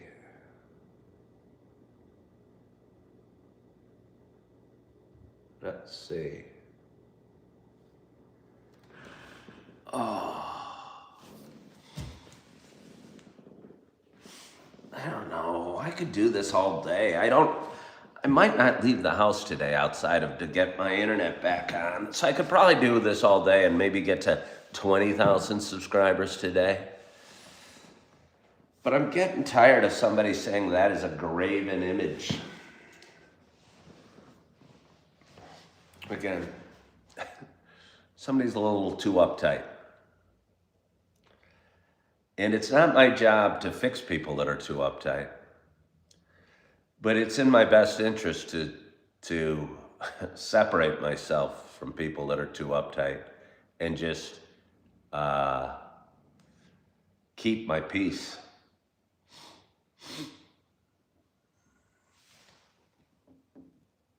Oh.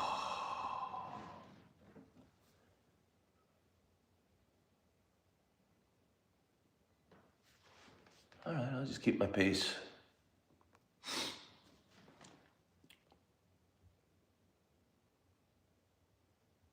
So anyway, it's been a glorious audience today. And I want to thank you. Thank you, Schliebel. I haven't brought out the gong lately because I think I get people hopping on that would like to be gonged. And I'd rather just remove people. I'd rather just remove people from... It's so easy to just put people in timeout that bore you. No reason to overly celebrate them with a gong. Yeah. Your local church was built in 1109. Well, that's kind of cool. I like history. I like history, and that's what's neat about being in Britain is you get such ancient and historic things. You know, the oldest thing around here is probably like 150 or 170 years old. And in Britain, you'll find churches that were built in 1100. Imagine building a building that lives 1,000 years. I just don't know how they did it. I mean, granted, the pyramids have been up for a few thousand years. But I just can't imagine building something that lasts so long. Seems gravity or tremors or earthquakes, leaky basements. Uh,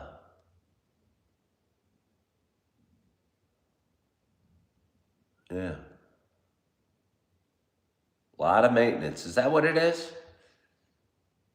Like engineering fixes?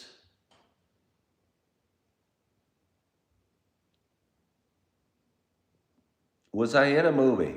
No. No, I was not in a movie. But I go live every morning on Coffee with Ken. We have the oldest pub in Birmingham, established in 1300, still going strong.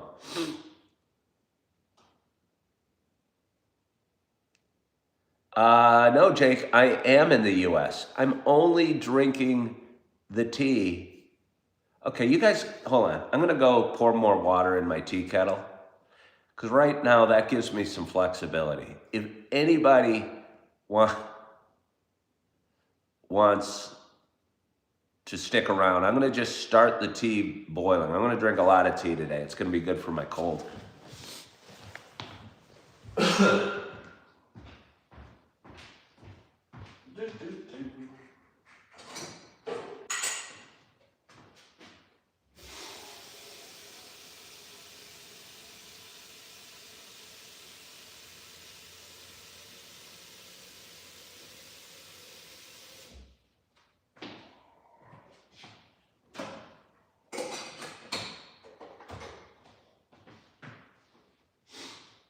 Kind of excited about my tea kettle.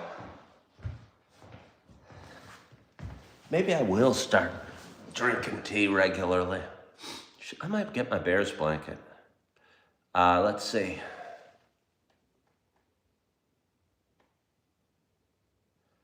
Australia just won the first Ashes test. I don't know what that means at all. You saw some pictures of your town from about 100 years ago. Roads used to be dirt. I think one of the oldest buildings is a bit over 100 years, yeah. Still got the outer metal gates and interior and exterior settings. You love old buildings. Stories and interesting. Narinder, how old are you? I might fly out to England today and take you out to a pub, get some fish and chips. I'm falling in love. Hopefully my cold will die down a little bit. So the spark that is our passion could blossom into a full-on something.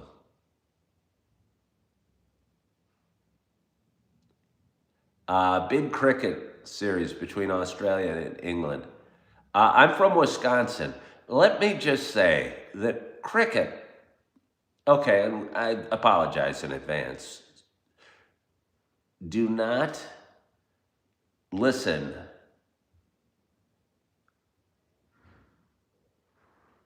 Do not be offended.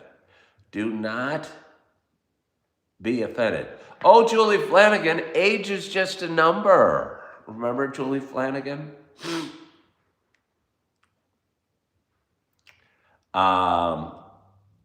Cricket might be the lamest sport in the history of sports. You know, okay, I'm going to say something even more controversial that is going to offend a lot of people.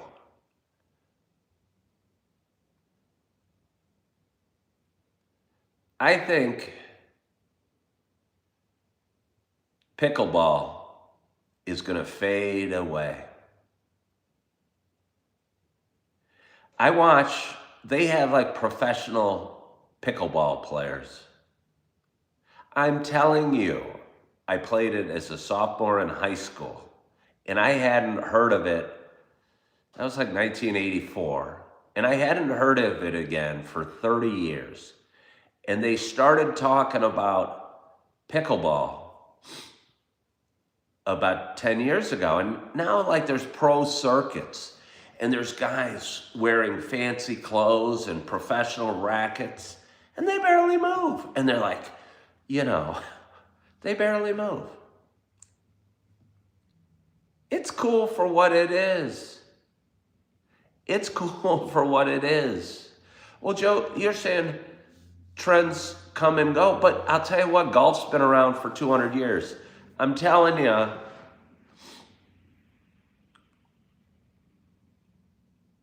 cricket. How long have they played cricket or soccer? Forever. Pickleball is a fad. Pickleball seems to be the golf alternative for retirees. That's like shuffleboard, Schliebel. Quit Stalin hates pickleball. We'll replace all tennis courts. It'll be around for the long term. Uh, no.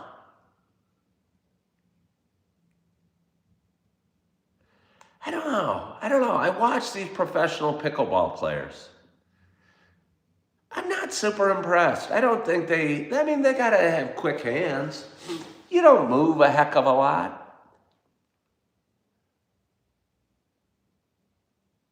I mean, I don't think it's any better than ping pong.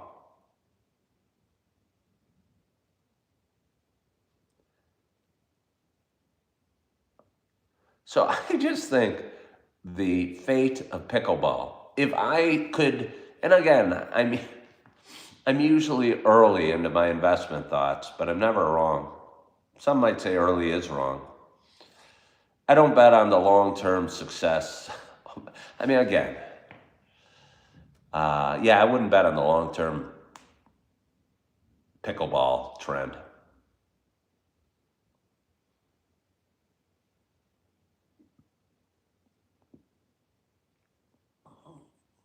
Imagine a dystopian future where everyone is forced to play pickleball for 6 hours. Jake, I would just ask you not to imagine that future. You won't be able to sleep for months if everyone's trapped playing pickleball all the time.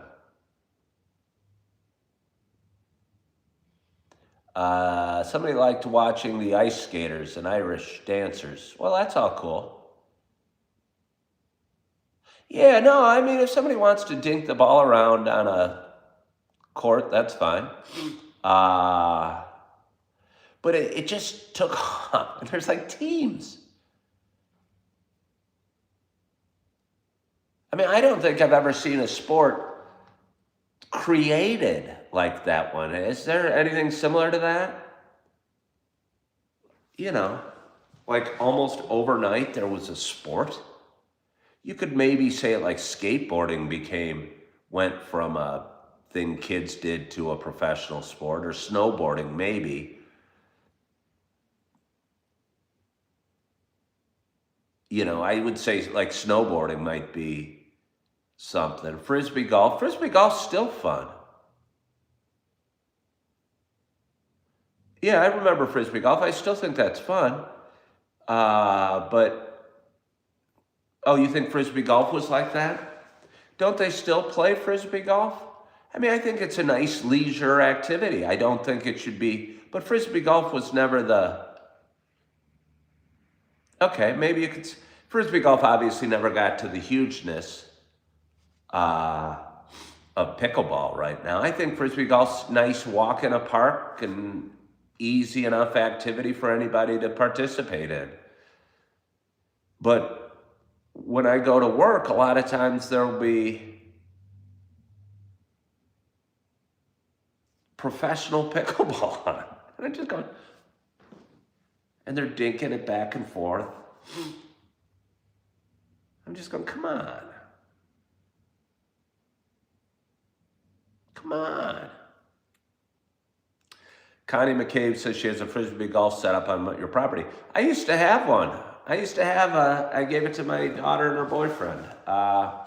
Yeah, I had one, and you could play it from anywhere. It was kind of neat. I think frisbee golf's fun, and kind of what it is cool. Like I said, a leisurely walk, competitive. The feel is a lot like golf. But there's not whole channels dedicated to it, at least that I know of. You know?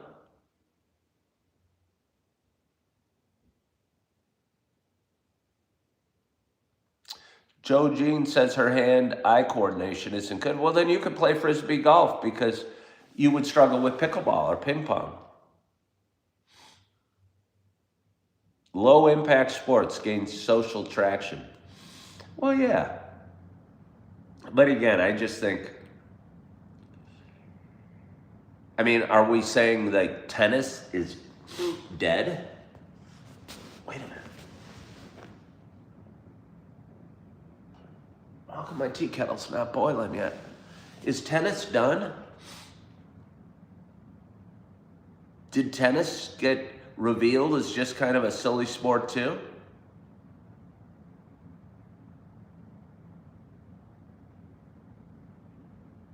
You think pickleball killed it? Okay, but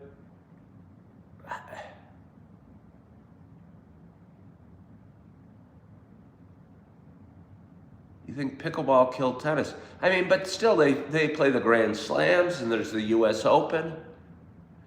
Tennis is going away the way of the buffalo. Jake said the Australian Open is coming soon. Well, Jake, few who plays tennis, few do. But at least it seems like a really hard sport. And I don't think pickleball is a really hard sport. David says tennis is still huge in Europe. Connie says golf is becoming too expensive. Well, that's always been the rap against golf. Captain Careful loves tennis. All right, so we got some different opinions on this. I would feel bad if tennis went away, a little bit. I don't know why I'd feel bad. That's like Jake Rat, or not Jake Rat, I'm sorry, Jake from Australia, feeling bad about Catholicism. Why the heck would I feel bad if tennis went away?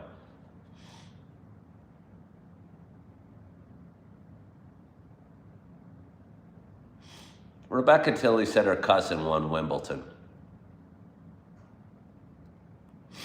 I wonder who your cousin is.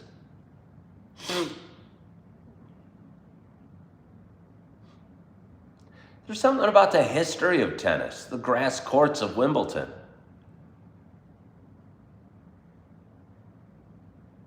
And pickleball, I don't know, all of a sudden there's 100 courts in the gym.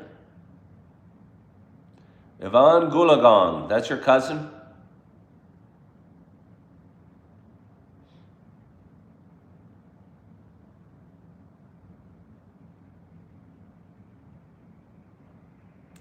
The FIFA World Cup. Is FIFA soccer, right? All right. It is glorious. It is glorious. Jim Rat, we've had to really put the pedal down. And despite my cold, keep talking for almost 2 hours today. Yeah.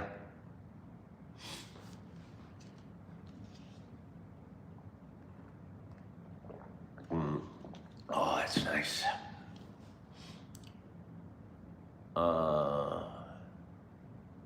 When India was under the British rule, tennis was the game they played in there, hats and dresses. Yeah, no, it's funny seeing like women wear dresses playing golf or tennis or anything like that. Am I live streaming from prison? Well, yes, of course I am. What's going on with my teeth? I'm a little worried I got the wrong. Is it possible I turned on the wrong? Should I? I better check on my tea, but we all know what they say about a watch pot. Hold on here. I think my teapot might not be centered. Wait. I mean, it's on. Oh, there it goes. You can hear it going. When you guys make tea, oh, I know who Yvonne Goolagong is. I might be saying it wrong. You used to do Taekwondo. It was the last time, the best version of myself, before my parents divorced and I got into bad things. I often wonder what my life would look like now had I stayed in it. Do you want me to give you a lot of thoughts on that?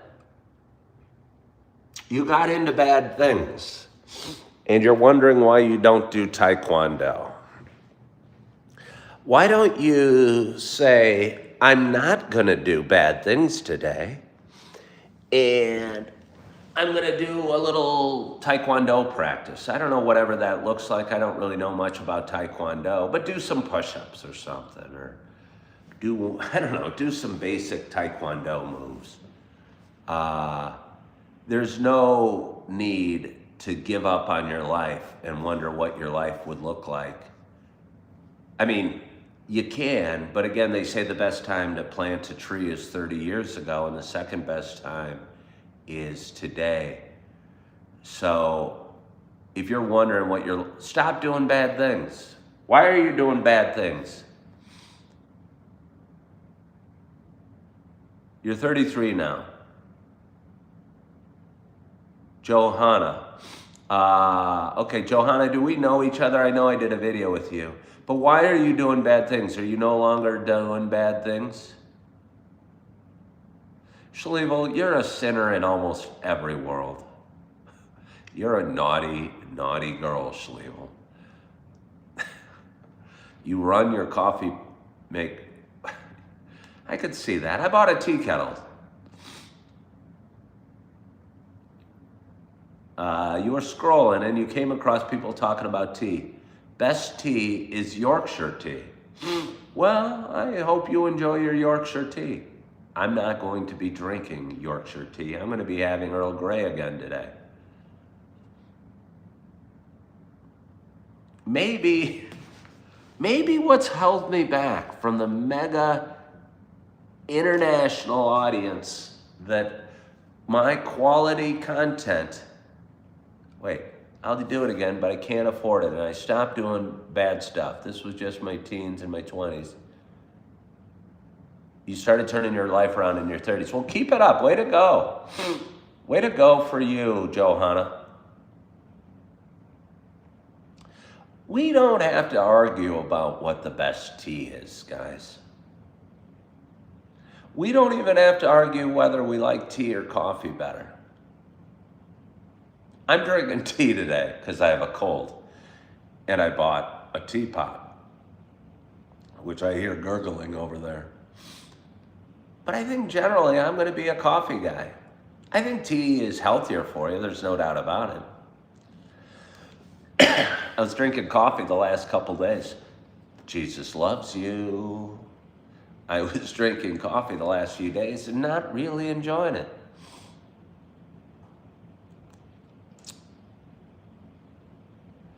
I don't know what that means. I don't know what that means.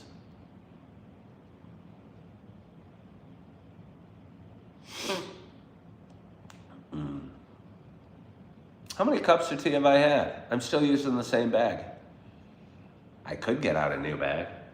I have no great plans today. I might just stay at home all day.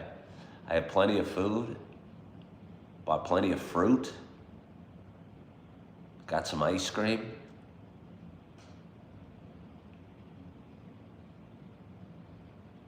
Okay, way to go, Johanna. I'm proud of you. I'm proud of you. Jake has never used it. Jake, you and your hard and fast rules. Now you're going to be up the rest of the night going, holy crap, Ken reuses the tea bag. I think you always reuse the bag. I don't even like it when it's that strong. Sorry, Narinder. I thought we had such a budding love affair coming, but you like 2 tea bags in your tea.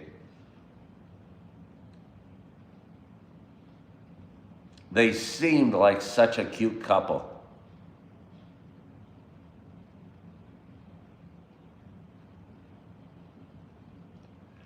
Narinder and Ken. Narinder and Ken sitting in a tree. Kissing.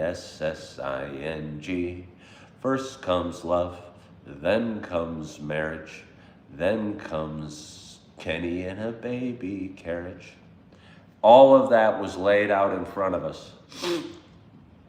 But you prefer your tea too strong. And now it's gone. Bruce Willis. I'm not Bruce Willis. Stop saying that I am.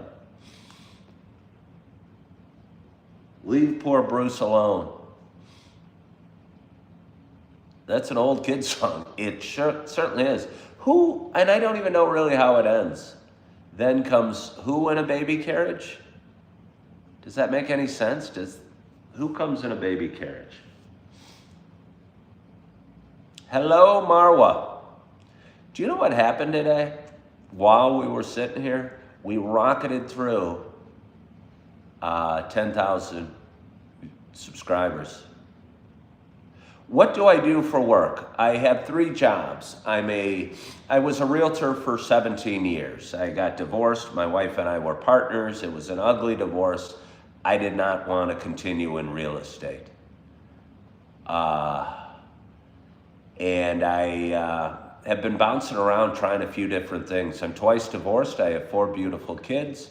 I have 3 jobs currently. I work as a waiter at one job, as a bartender at another, and as a substitute teacher at a 3rd job. And all of them, I think the substitute teaching feels really good and makes a difference. Yeah, and there's a huge, huge need for it out there. So if anyone's hurting for money and needs work and happens to have a degree from a school, you can get working as a substitute teacher in a short period of time. And there's a huge need for it, and right now I've taught mostly little kids, and I have a lot of fun with it, but I hear that high school might be, somebody said easier. I had a teacher on earlier that saying high school was easier.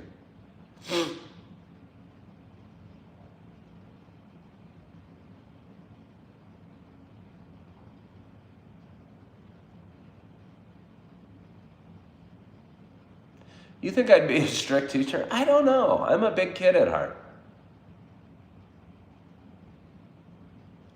Yeah, I'll tell you what.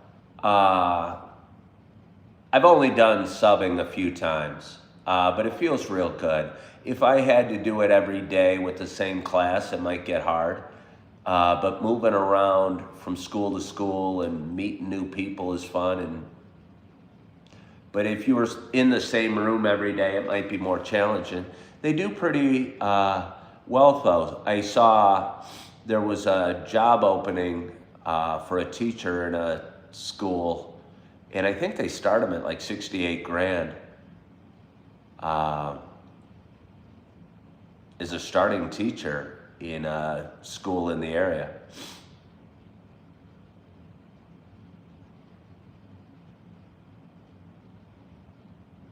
Cool hairstyle. Well, thank you.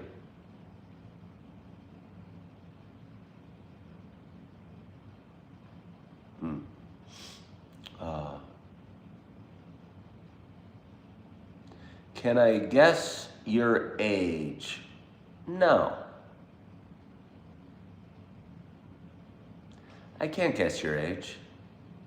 Any funny teaching stories? I've only done it 3 days.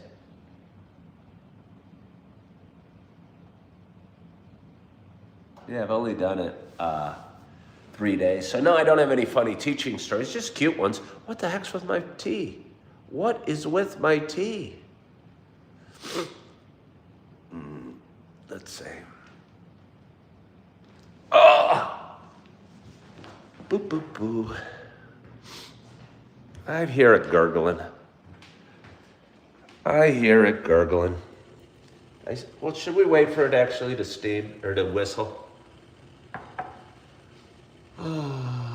I look like retired Army Air Force. Well, I'm not. Narinder says boil a pan of water. Again, Narinder, another red flag on your part. 2 bags of tea, and you want to boil a pan of water. I just bought this kettle. I want it to whistle. How come it'd be quicker to boil a pan of water? It almost feels like it's... Oh, there it was. I knew I didn't have the lid all the way down. Silly me. Silly me. So the steam was seeping out the sides. And it wasn't whistling because I did not have the lid down. That is what happened. Oh. Oh. Yeah. I am lucky there's still water in there. Narinder, you need to relax. That's a third red flag. Jesus loves you, Narinder. So we got a glorious audience today. We got 54 people watching. We got 67 thumbs up. It's glorious. Have I put up my Christmas tree? No, I don't think I'm going to. I hate to be a fuddy-dud.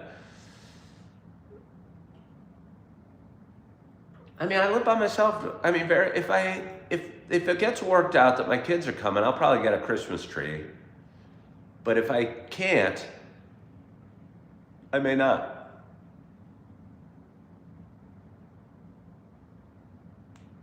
Oh, I don't need a plug-in electric glass kettle.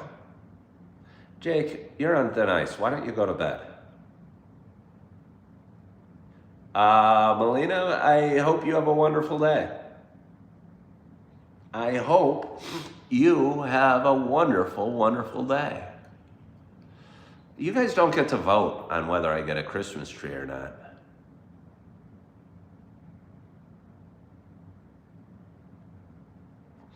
Oh.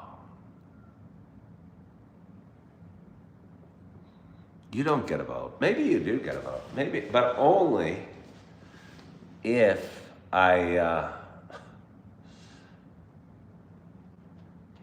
ask you to vote. Feels kind of funny. Feels kind of good. I mean, I wanted to go to work, but I would have sat there and gone, I'm not doing very well. I might be getting these kids and my fellow teachers sick. Oh, I'm telling you, third cup of tea, same bag, still delicious.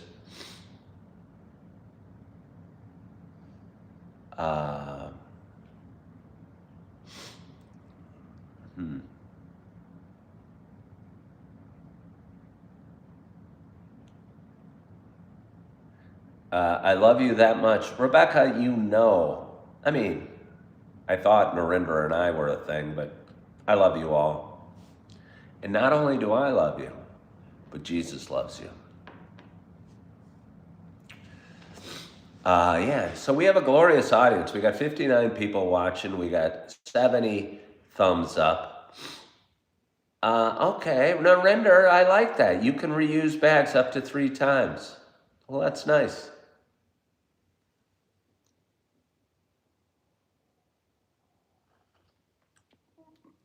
Oh,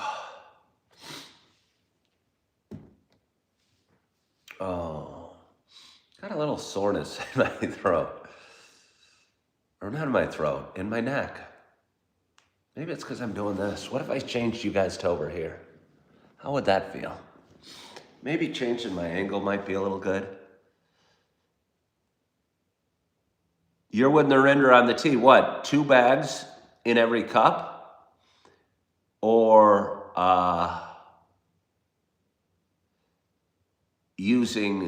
reusing a tea bag? Don't trust Narinder with her tea. She says she puts 2 bags in each cup.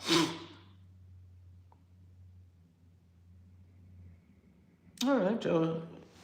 All right, well, you appreciate a little angle change. I'm kind of struggling with this one. I want you to be further over, though. There you go, that's a little better. Oh, I'm reusing my 2 bags.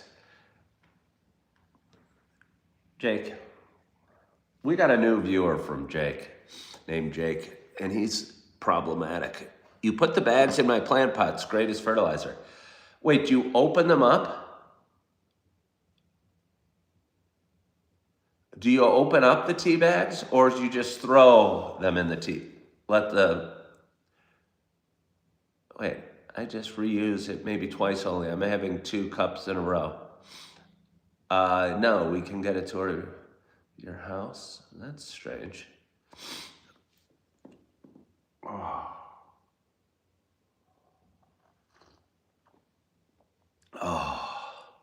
Somebody is calling me Jeff. I don't know what Jeff you're referring to. They're a great fertilizer. But wait, again, hold on here. Don't give me these instructions without telling me. Do you want me to tear open the tea bag and pour them out, or can I just I don't want a bunch of these floating around you must mean tear open the tea bag. I certainly don't want a bunch of tea bags sitting in my plants. That would look trashy. You say don't tear them? What do you mean? In like a week, I'd have like 20 of these in each.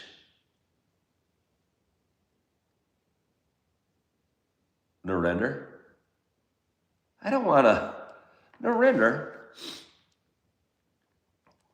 What if like Earl Grey is toxic?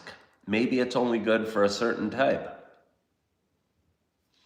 I don't know if I trust you anymore, Narendra.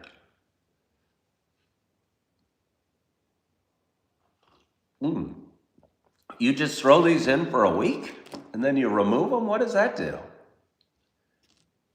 I wouldn't think that would do anything. It seems like the tea would have to biodegrade into the soil.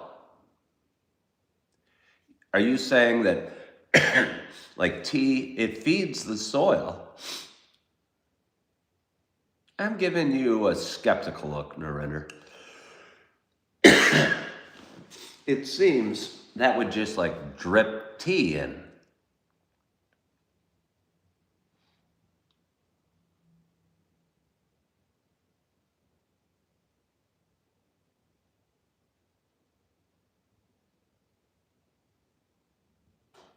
On my roses. My roses, by the way, are still growing. I had to clip them all the way back, and they started blooming again. I don't think there's enough. I think there's 4 or 5 rose stalks sticking out of the dirt. Just doesn't look enough. But I might keep trying. You want me to throw this? All right. Narendra wants me. Here, we're gonna flip this around. Here we go. See this?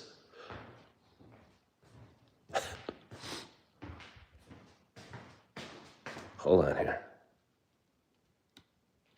There's my roses. You want me just to go whoop and leave a tea bag in that pot. Is that what you're telling me? Is that what you're telling me? You're satisfied. By the way, that's a recycling bag. I just decided to put it there. Oh, there's my gong. And there's the outside of my house. But is that what you're telling me? Okay. And how long? Wait, come back. How long do I leave it in there? I'm going to use a few tea bags today. You know? Oh, that's nice.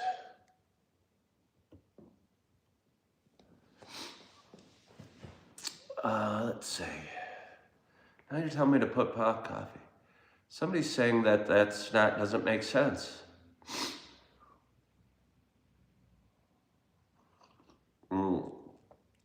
Should use a new one every time. I don't understand what you mean.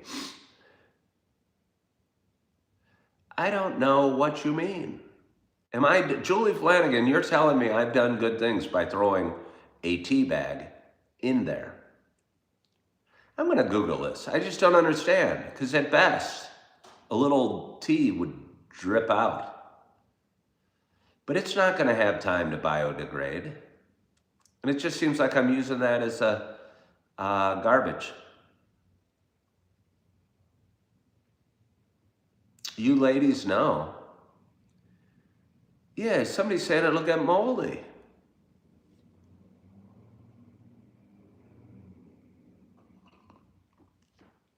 I think it'll get moldy too.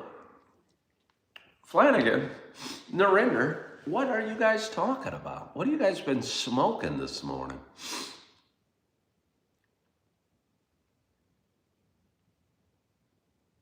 Okay, remove it after a few days. So just a little something, just like osmosis? Break the bag, says Rebecca Tilley.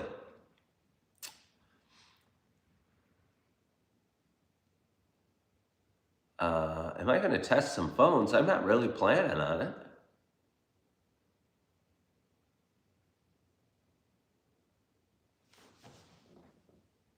I got some new rules.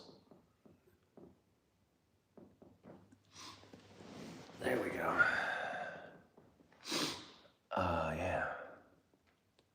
Hello from Britain. How are you? We have a glorious British audience today. I'm really having to take it to the mat today. It will get moldy. You can empty the used tea bags into compost and use the compost in your soil, but I wouldn't recommend putting tea bags straight into the plant. I mean, I don't know. I don't think so either. I don't think so either.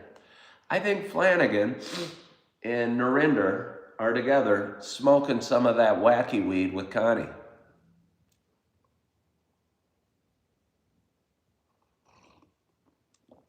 The tea draws the Brits in. I mean, we have a pretty good audience, but it's not more glorious than typical. This is kind of about what my audience usually is, and I'm having to talk extra long for it. Yeah. And don't anybody forget, Jesus loves you.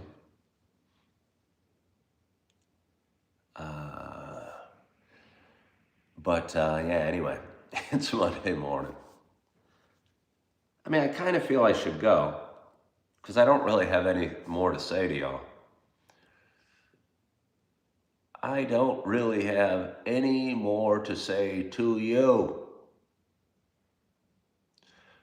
Google says yes, that the tea bag leaves will add the pH level acidity to the soil. It says it acts as a fertilizer as well. So do I tear open the bag? I mean, I guess I can Google it.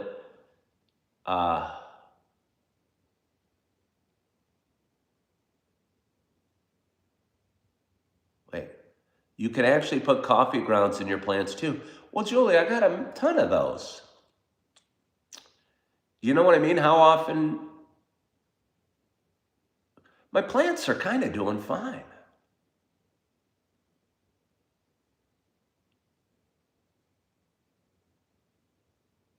You know?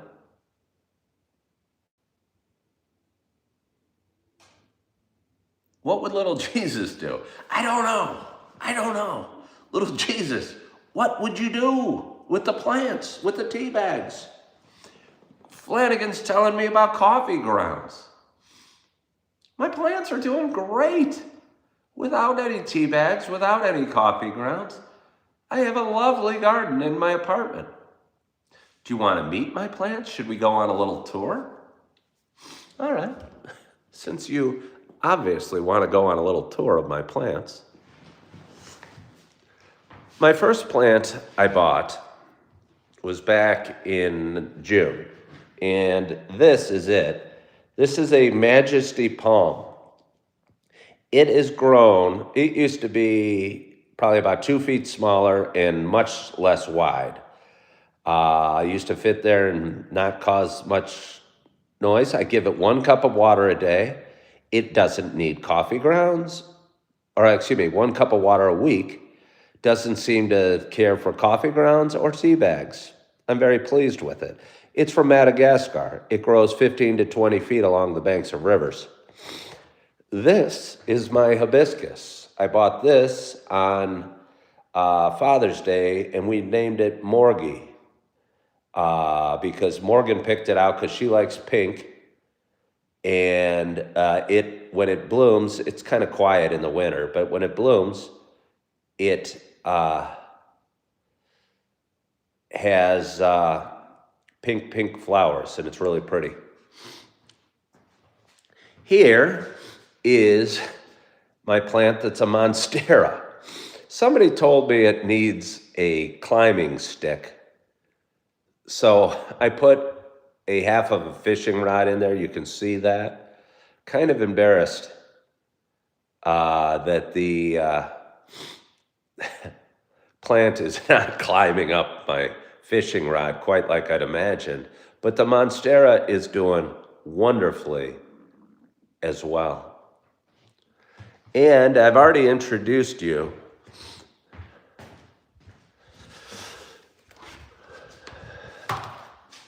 to my rose plant. Yes, I know it's sickly, but we knew it was sickly. And I don't know, I'm hoping to bring it back to life. And this is the outside of what Appleton, Wisconsin looks like. It's 8 degrees out there. Roses can be finicky. Oh yeah. Again, it was just one of those little rose. It was such a pretty little thing. It was like $13 at the grocery store. And it had these spectacular yellow flowers. And I was buying some plants and I go, what the heck, let's buy it. It's beautiful. And it was. But then it kind of started growing tall, and I thought, what the heck, let's see if I can have it grow in my apartment. It hasn't been real successful, but we've tried. We've tried and we've enjoyed it.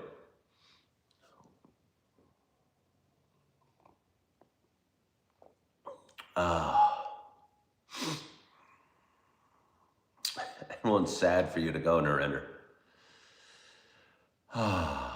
So it's about 9 o'clock in the morning. And I want to thank you so much for joining me on this Monday morning. I've had a wonderful Monday morning tea with Ken.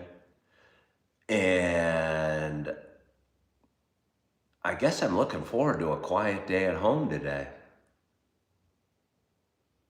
Hopefully feel a little better tomorrow, get back to work tomorrow. Have some things I need to take care of that I'm looking forward to taking care of and moving forward. And I don't know, I hope you're looking forward to your day as well.